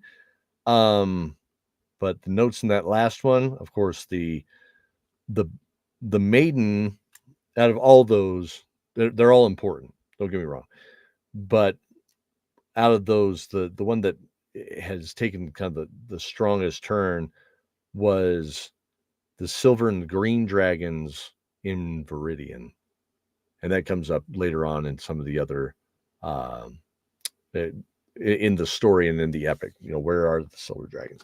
And the green dragons have been banished to the underworld. That's all very important. So, but yeah, where are the dragons? We got to find that out still. But yeah, that's good notes. I got that all down, because in just to get into brief dragon overview, size wise, it's like the largest dragons I have in the world are the green dragons. I made the green dragons huge, so they're 80 feet to 100 feet is basically what they are. Red and gold are similar, being next large, right, about 70 feet. Blue and silver are next. They're about 50. Black and bronze are next, with being about 40. 30 foot is reserved for white and copper, and then the smallest dragons are brass. They're also the fastest. So that's like Kogiras, very fast Kogiras. All right, so let's get to the next one. Here we go. The Long Night.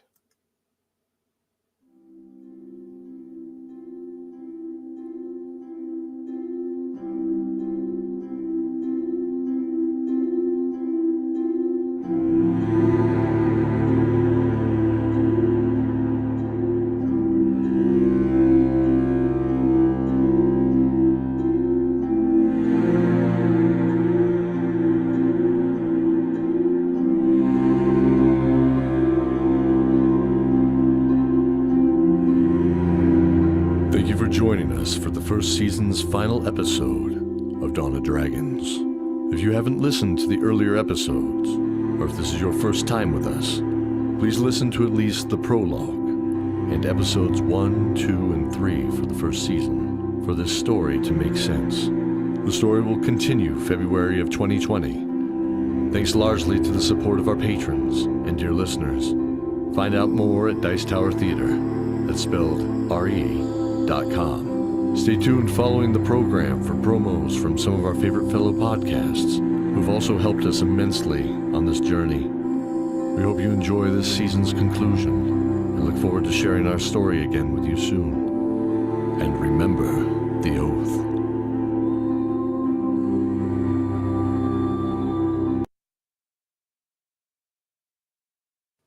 So real fast, and just to answer this question too, and I appreciate it, but yes, this is back to my music composition now.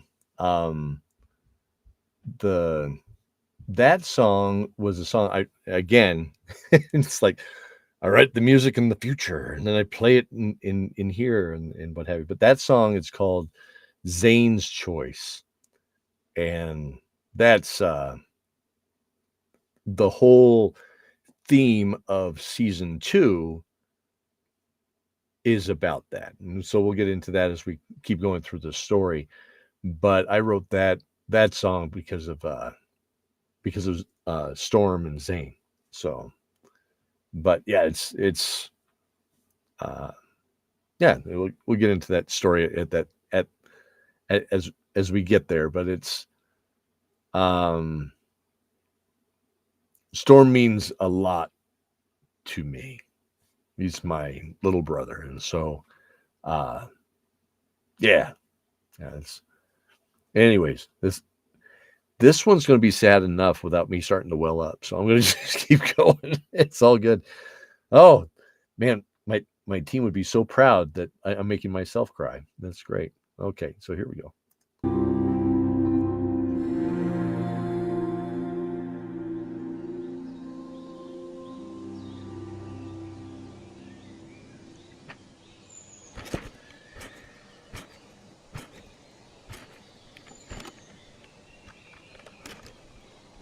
Dawn of Dragons, Season 1, Episode 8.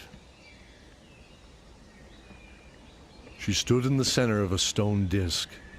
A six-pointed star of blue and red energy pulsed as it rotated slowly, hovering about her angles. She could smell the tall hedge of the labyrinth before her. The entrance was directly behind the 3 librarians leading this ceremony.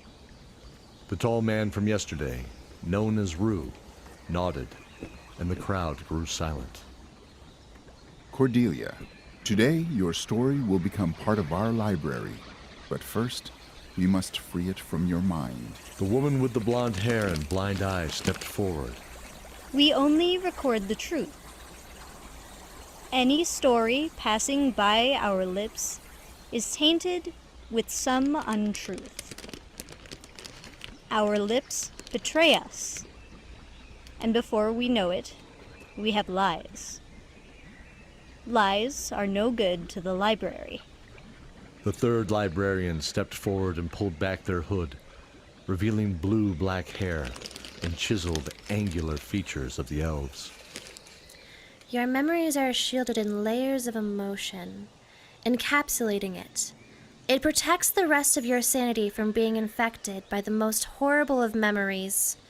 Sometimes these filters can alter the truth. These trials are designed to peel back the layers and record the memory as it plays itself. She took in a deep breath, mentally steeling herself.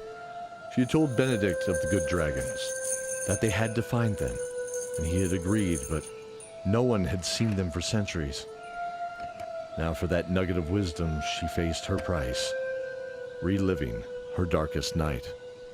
You may enter the labyrinth, Cordelia, but be warned, what you face is very much real. To not treat it as such would be foolish. They stepped back and waved her to the opening in the high hedges. As soon as she stepped into the threshold, the silence was deafening. The canopy of growth barely let slivers of light in that danced across the back of her arm. The lemony scent of the leaves and the cool, moist air was welcome. She turned. The hedge was closed, and she was alone. Another left. Cordelia sighed She had been walking for what felt like an hour, but yet to stumble upon anything other than the occasional twig in the meticulously clean dirt floor. She saw a man, a red cape over his broad and armored shoulders. His familiar raven hair was short-cropped, crowning the handsome face of her cousin. Benedict? He smiled. They sent me to assist you, Cordelia. Apparently, it's to test us both. She hesitated. This wasn't the way she had heard about. One memory to pay. She reached out and felt his arm. It was real. He was real. He laughed. I'm wondering about this puzzle. What do you make of it? Okay, well, let me look at it. He nodded and pointed to the wall where what appeared to be a stone doorway. The door shut tight, but emblazoned were the words, If I drink, I die, but if I eat, I'm fine. I can't think of anything that fits that. She smiled. Maybe a type of cactus? Fire. What? It's fire. Water puts it out, but it needs fuel to burn. Her hands produced a small flame, which she blew gently to the wall. It ignited, the words ablaze, as the door swung open. They walked down a short hall to another door. This one was midnight blue with deep burgundy colors. You cannot see me, hear me, or touch me. I lie behind the stars and alter what is real. I am what you really fear. Close your eyes and I come near.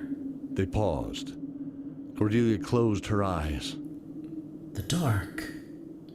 Benedict was looking at her. That's it, right? She smiled somewhat uncomfortably as she repeated, The dark. and she snuffed out the candles to either side of the doorway. The door swung open. The door opened to a long hallway. The moist air stuck to the skin. A musty smell of stagnant water and old moss was prominent from the wet stones. Blue-green flames ignited the iron-cage torches, along the wall alternating right to left every 12 paces. In the distance she heard chirping, much like a bird, but more guttural and deeper. Benedict tensed up as his eyes narrowed. The sounds grew louder and seemed to be right around the next turn at the end of the corridor. He looked at her concerned. Do you hear that? Yes, what do you suppose it is? He clenched his hand around the hilt of his greatsword, slowly drawing it from the sheath. I'll scout ahead. He sped up his pace to a slight jog, peering around the corner. He looked back at her. Come. This way will be easy. There aren't that many. He bellowed a battle cry as he threw the gleaming silver sword over one shoulder and charged around the corner. The chirping became shrieks, mixed with the ringing steel. Cordelia's heart dropped. She ran to the corner, and her eyes were shocked. 10 4-foot-tall reptilian bodies lay on the ground, clad in dark leather armor and gripping small javelins. Their reddish-orange scales blending with the blood on the floor, their mouths agape in death. Benedict cleaved through another who stood defiant against him. She saw it was protecting something. Behind where the kobold had stood moments prior was an unarmored female, guarding 2 terrified children. Benedict raised the sword high with a roar. No! He spun on her. We are free of them, don't you see? The evil in the wretched little bodies is gone. I have purified them. Her terror turned to anger. He laughed and walked to her. This is as much my test as it is yours, remember? If you stand in my way of completing my test, I will be forced to defeat you as well. Her eyes flared. Little cousin. This wasn't her cousin. This couldn't be the kind-hearted Benedict. She looked down and saw the sword tattoo on her wrist. The same tattoo her mother had. She touched it, and erupting in her hand was a sword of pure orange flame. Benedict roared and lunged at her. She sidestepped the large sword and brought the flame across his back in one simple stroke. He exploded into a shower of green sparks, disappearing into the floor. She stood there in silence. Okay, so the thought of the test is, it's much, again, it's Dragonlance, is where I wanted to go with it, right? So I had a whole thought of, the test and what have you, but as things changed with it now being the telling, right? So in order to join the librarians for knowledge, right, you have to give them knowledge and experiences and what have you, and to unlock those memories. So Cordelia walks through it, and the 3 gates to unlock her memory is fire. That's something that she recognizes with herself, right? She identifies with herself as she's a fire mage. She's a good aligned pyromaniac. No, I'm kidding. She is. That's what she's aligned with. Okay, and let's just bring up. So there's Jolene and Cordelia, right? So just kind of like looking at her stats and what have you. She is above average, right? These decent stats, but there's no 18s in there or anything like that. But I mean, she's got 15s in wisdom and intelligence. She's a spellcaster, right? I know, again, back to Jolene as a person, Jolene loves dragons. And so, I brought in kobolds because I think kobolds are cute. So and as much as I love kobolds, I should probably do a lot more work with Kobold Press's work, right? I should use their material more and what have you, because it's Kobold Press. I love kobolds. I should probably look into doing that more. But the next gate is the dark. And she didn't say that. Benedict said that, right? Benedict recognized it and unlocked the gate under the veil of he's her cousin. This dark Benedict that's in here with her, right? Because they were very close. So this betrayal of Benedict is a fear of hers. So she's letting go of a fear. He's the last family member that she feels close to, right? It's her and is him and Zane. So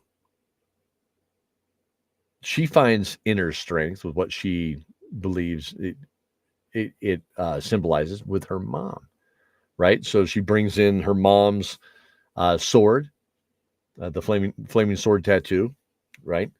And uses that to defeat her fear there. And now that's going to open up this final gate. We'll jump into that.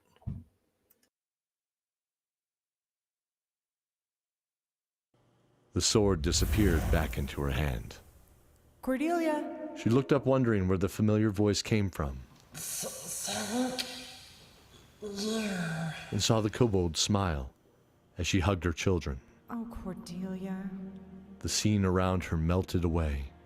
She saw a third sign before her, but nothing else but an endless void surrounding it. I can bring tears to your eyes, resurrect the dead, make you smile, and reverse time. I form in an instant, but I last a lifetime. This one was easier and harder as she realized the answer. Memory. The sign faded from the sound of her voice, and in the darkness she felt the ground once again beneath her feet. She stood in a red brick kitchen with a long oiled cedar table in the center.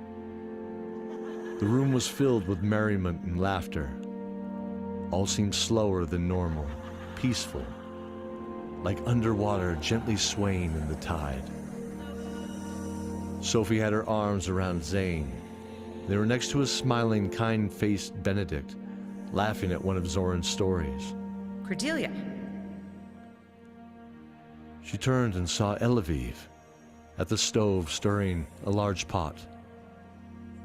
She paused to shout something to Zoran before shaking her head with a smile. Are you gonna help me or what? Cordelia walked towards her lost friend before she felt a hand on her shoulder. She saw her mother smile as she gently moved past her to kiss Elaviv on the cheek gently in greeting. Mama? Tears welled in her eyes. She felt a squeeze from a large, powerful arm. She saw the icy blue eyes of Erebus Shieldheart. Father. He smiled and gave her a warm hug. She lost herself in his broad chest, and she felt his shirt become damp with her tears. I love you, Papa. I wanted so much to tell you that. He nodded. One more time. She saw his own tears as he mouthed out a silent, I love you too. She heard Elaviv call to Zane to help set the table. He grumbled and looked at Sophie pleadingly before she laughed, pushing him to his station. Erebus shook his head with a smile. Her mother's lips kissed her cheek. She turned and saw her smiling before her. Lorahana silently motioned at her heart with a smile. We are so proud of you. She mouthed out silently. Cordelia's heart broke into 1,000 pieces. This was all she ever wanted. Them to be all together. All of them. I wished for this every day, Mama. Every day. Lorahana nodded. Erebus looked at Laura with saddened eyes. Cordelia wiped her eyes. She took in a ragged, deep breath. A peace settling over her. She knew what had to happen next. Papa, it's a time. He looked at her with the warmth of the forge's fire in those eyes again and smiled. He stood up straight and nodded. Her mother joined him by holding his hand. Together they walked outside the house, Cordelia following close behind. Oh, Cordelia. Hearing the voice, she turned to wave at Elaviv, who smiled back before continuing to stir that large pot. They stepped out into the rain by the old tree. The bonfire crackled and sputtered. 3 orcs were in mid-sprint, frozen in time. One swung a huge great axe in an arc forward at an invisible target. The dark armor of Lord Pallas was kicking something on the ground, also frozen in time. She looked down the road and saw 6 cloaked bodies hiding just to the other side of the fence, and a small horse. She hugged her father one more time, choking back the tears to show her strength. She felt she needed to be strong for them too. She held her mother's hands. They both silently sobbed into each other's arms before she began to walk to the cloaked children, her legs damp from the tall, wet grass. Mother! She remembered and ran back to her. Her mother looked surprised until she saw Cordelia hold up the sword tattoo. You will need this. Her mother smiled and nodded. Lorahana held her hand on the tattoo gently as it transferred from Cordelia to reappear on Lorahana's wrist once again. They parted ways. She saw her father kneel before Pallas. Her mother walked to the field where the orc's great axe gleamed. Cordelia herself walked and knelt behind the smallest of the children. Her black hair dampened from the rain and gently wrapped her arms around her. It's okay, I'm here. Don't worry. I'm here too. We both are now. We will leave together. Her mother smiled at her before touching the tattoo, the sword flaring like a mighty torch in her hand. Then time resumed as the worst night of her life played itself out all over again. Until the battle breaks, until the smoke fades. Sophie nervously looked to the opening to the labyrinth. Cordelia has been gone a few hours. Hey, Rue, is she okay? He smiled gently. Yes. Your sister is more free now than she has been in a long time. Zoran pointed at the opening as Cordelia strode out proud and strong. There she is. Benedict stood up with a slight tremble and walked to her. She threw her arms around her beloved cousin, dispelling the last thought of the dark version she had defeated. Lose this heart again. I'll always remember the fire. The fire. Congratulations, Cordelia. Your story is recorded for others to learn from and gain strength by it.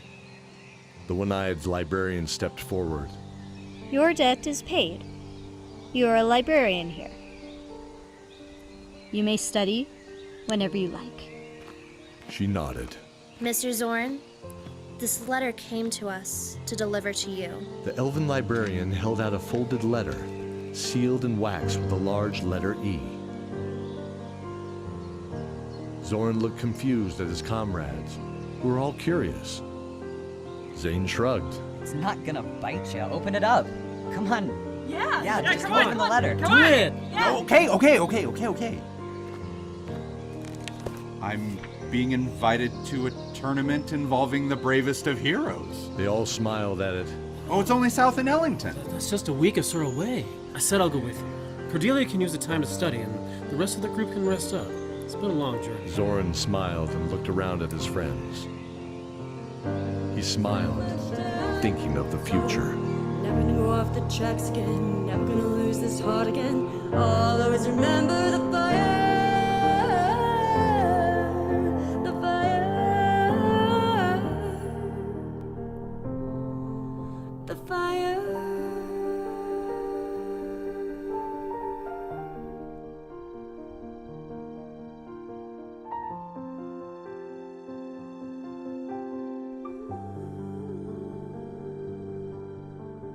Slow days, waiting around for the bottom to break until the smoke fades me away.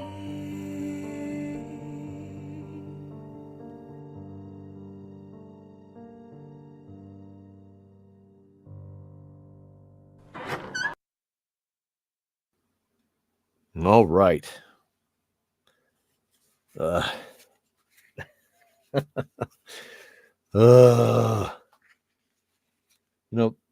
I was told once, if you're going to create, you got to be your number one fan, right? So I really like that episode. It's good. It captures so many emotions, everything that we were all dealing with in different ways at that time. Very, very, very heavy. But it's got hope behind it, right? I mean, that's the key.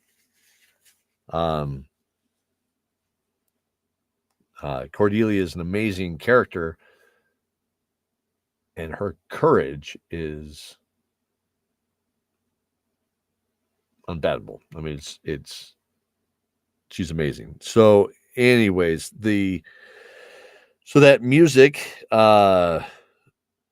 is written by my sister Becky, actually. So Becky Ashley, or I think she goes under Rebecca on Spotify, but or any other streaming service. And you can find her stuff there. This take of it you can find where you get your streaming service. You can go, Spotify, whatever. You can look my name up, say Mike Ashley, and you'll find these two versions, the instrumental and the and her full version as well. That's the song that she wrote, and she had played it on, like, Facebook or something. I can't remember what it was. Check out this song. I really needed to get this out, and I'm like, this is what I want for the show. So she and I laughed and what have you. Now, Becky's also a player in the show. So later on, she's Una. So she is, Una. As Una comes into the fold, that's where the artwork changes. After season 3, so season 4, 5, and onward, it's these visions of Una, and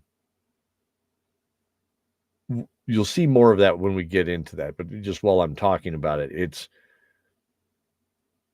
I would design up the whole season's artwork as one big piece, and our artist, Matt Baker, who's a wonderful artist, who does he was a tattoo artist for a long time and what have you, but he's also my brother-in-law.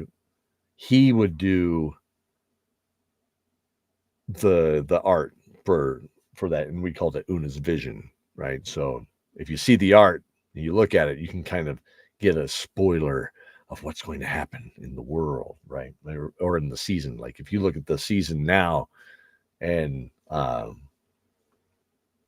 can just move this, and you look at that art, that's one of Una's visions, right? And so that's what she's seeing. You got the centerpiece here. Ooh, what's that? You got the windmill up here, and you have these stones, these crystals with people trapped inside and all that. So just kind of fun. So yeah, that's the key. All right. So let's see here. I did not do what I wanted. There we go. All right. So before we jump into the last little piece of it, let's see, the laughing in it's like I just went, like I didn't give any what's the word I'm trying to think? Sorry guys, I'm a little shaken up. It was like a 1-2 punch through the entire thing, right? So at least for me. So again, it's stuff that average listener is not going to pick up on, but for me, it's stuff that means something. It's stuff that I'm like, oh, this I'm putting this in here because it means something to me. And like in the background when she goes into the kitchen and she sees Genevieve, cooking, and she always wanted to have, the whole family together in one house as one thing. That's us. That's the way my beautiful group is they're like a family, right? So when we get together and hang out, and we tell each other, everything going on in our lives. And I'm sure that's the same for many of you, with those that are very close to you, right? Well, in the background, you hear the laughing, right? It's kind of syrupy. It's filled with reverb. It's meant to be distant and what have you. But some of the laughs you can recognize, especially if you're close to those people. And that's real.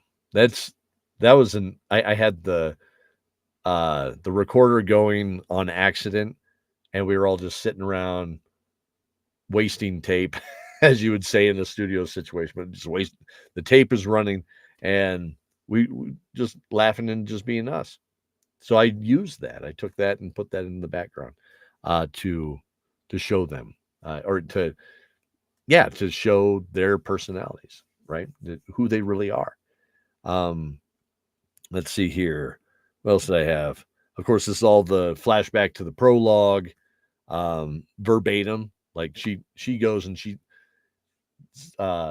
stands behind the younger version of herself, and her younger version is the one that's giving her strength at that time, right? Is you hear little Cordelia say, "No, it's okay. I'm with you," right? So we all find strength at different points, and you never know where it's going to come from. It can come from the smallest of people, right? Let's see here. Got that. Got flashback. Oh, so let's talk about Zoran's letter, and then I'll stop crying where I can't see what I'm doing. This is ridiculous. I apologize for the not being able to walk through this. So, I suppose it's a good story if it makes you, it hits you like that again, right? When you hear it again. It's been a while since I've heard that, so that's good. Okay, so Zoran's letter shows up.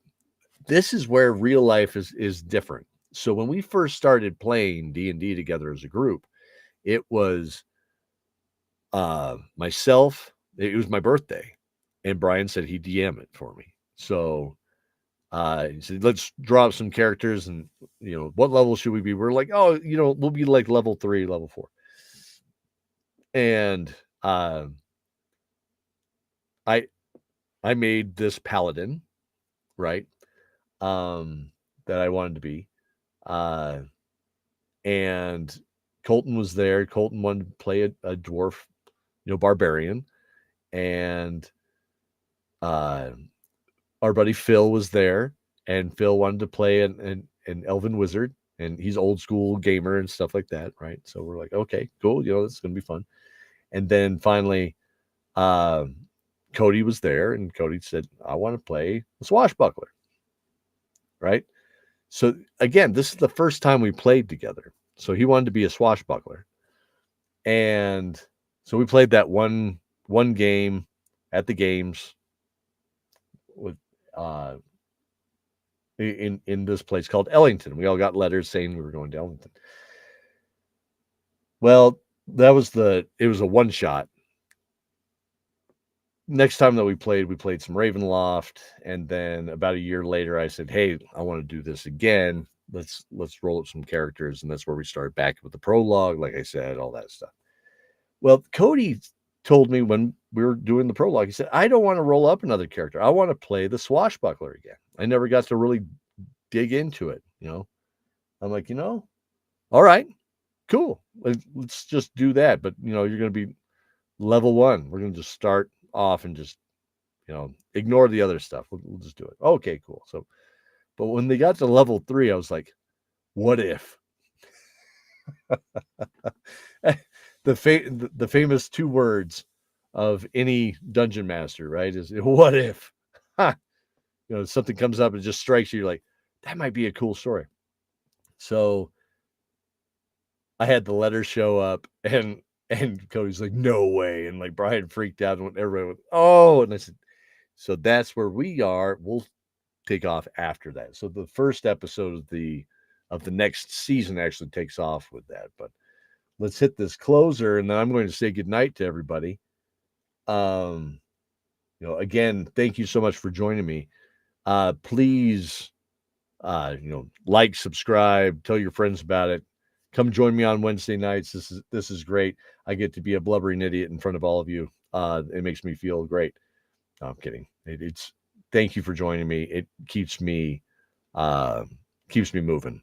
One episode at a time. We're going through this story, and I'm revisiting it. I'm seeing the magic. I'm really proud of what we've done. I think we've done a really good job, and and it's all because of all the wonderful people that have helped us along the way. I mean, honestly, it's pretty cool. So, all right, let's go ahead and hit this thing.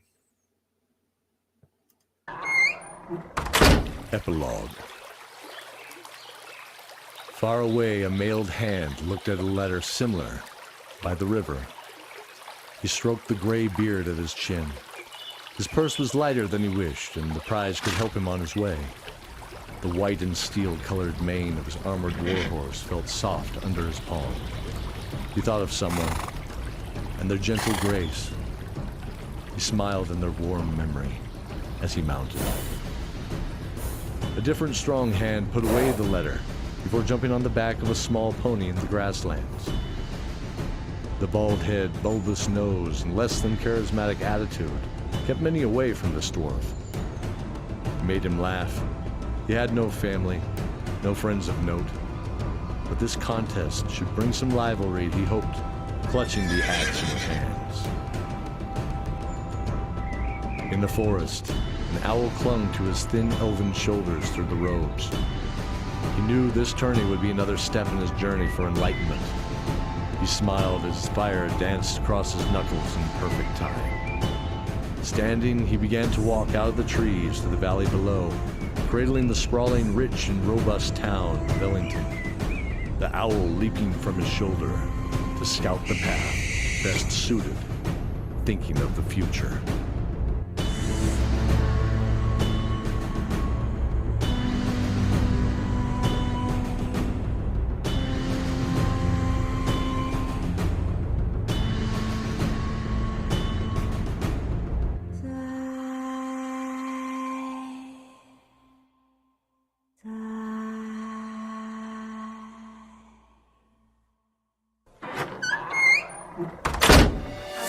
This is a Ninth World Journal.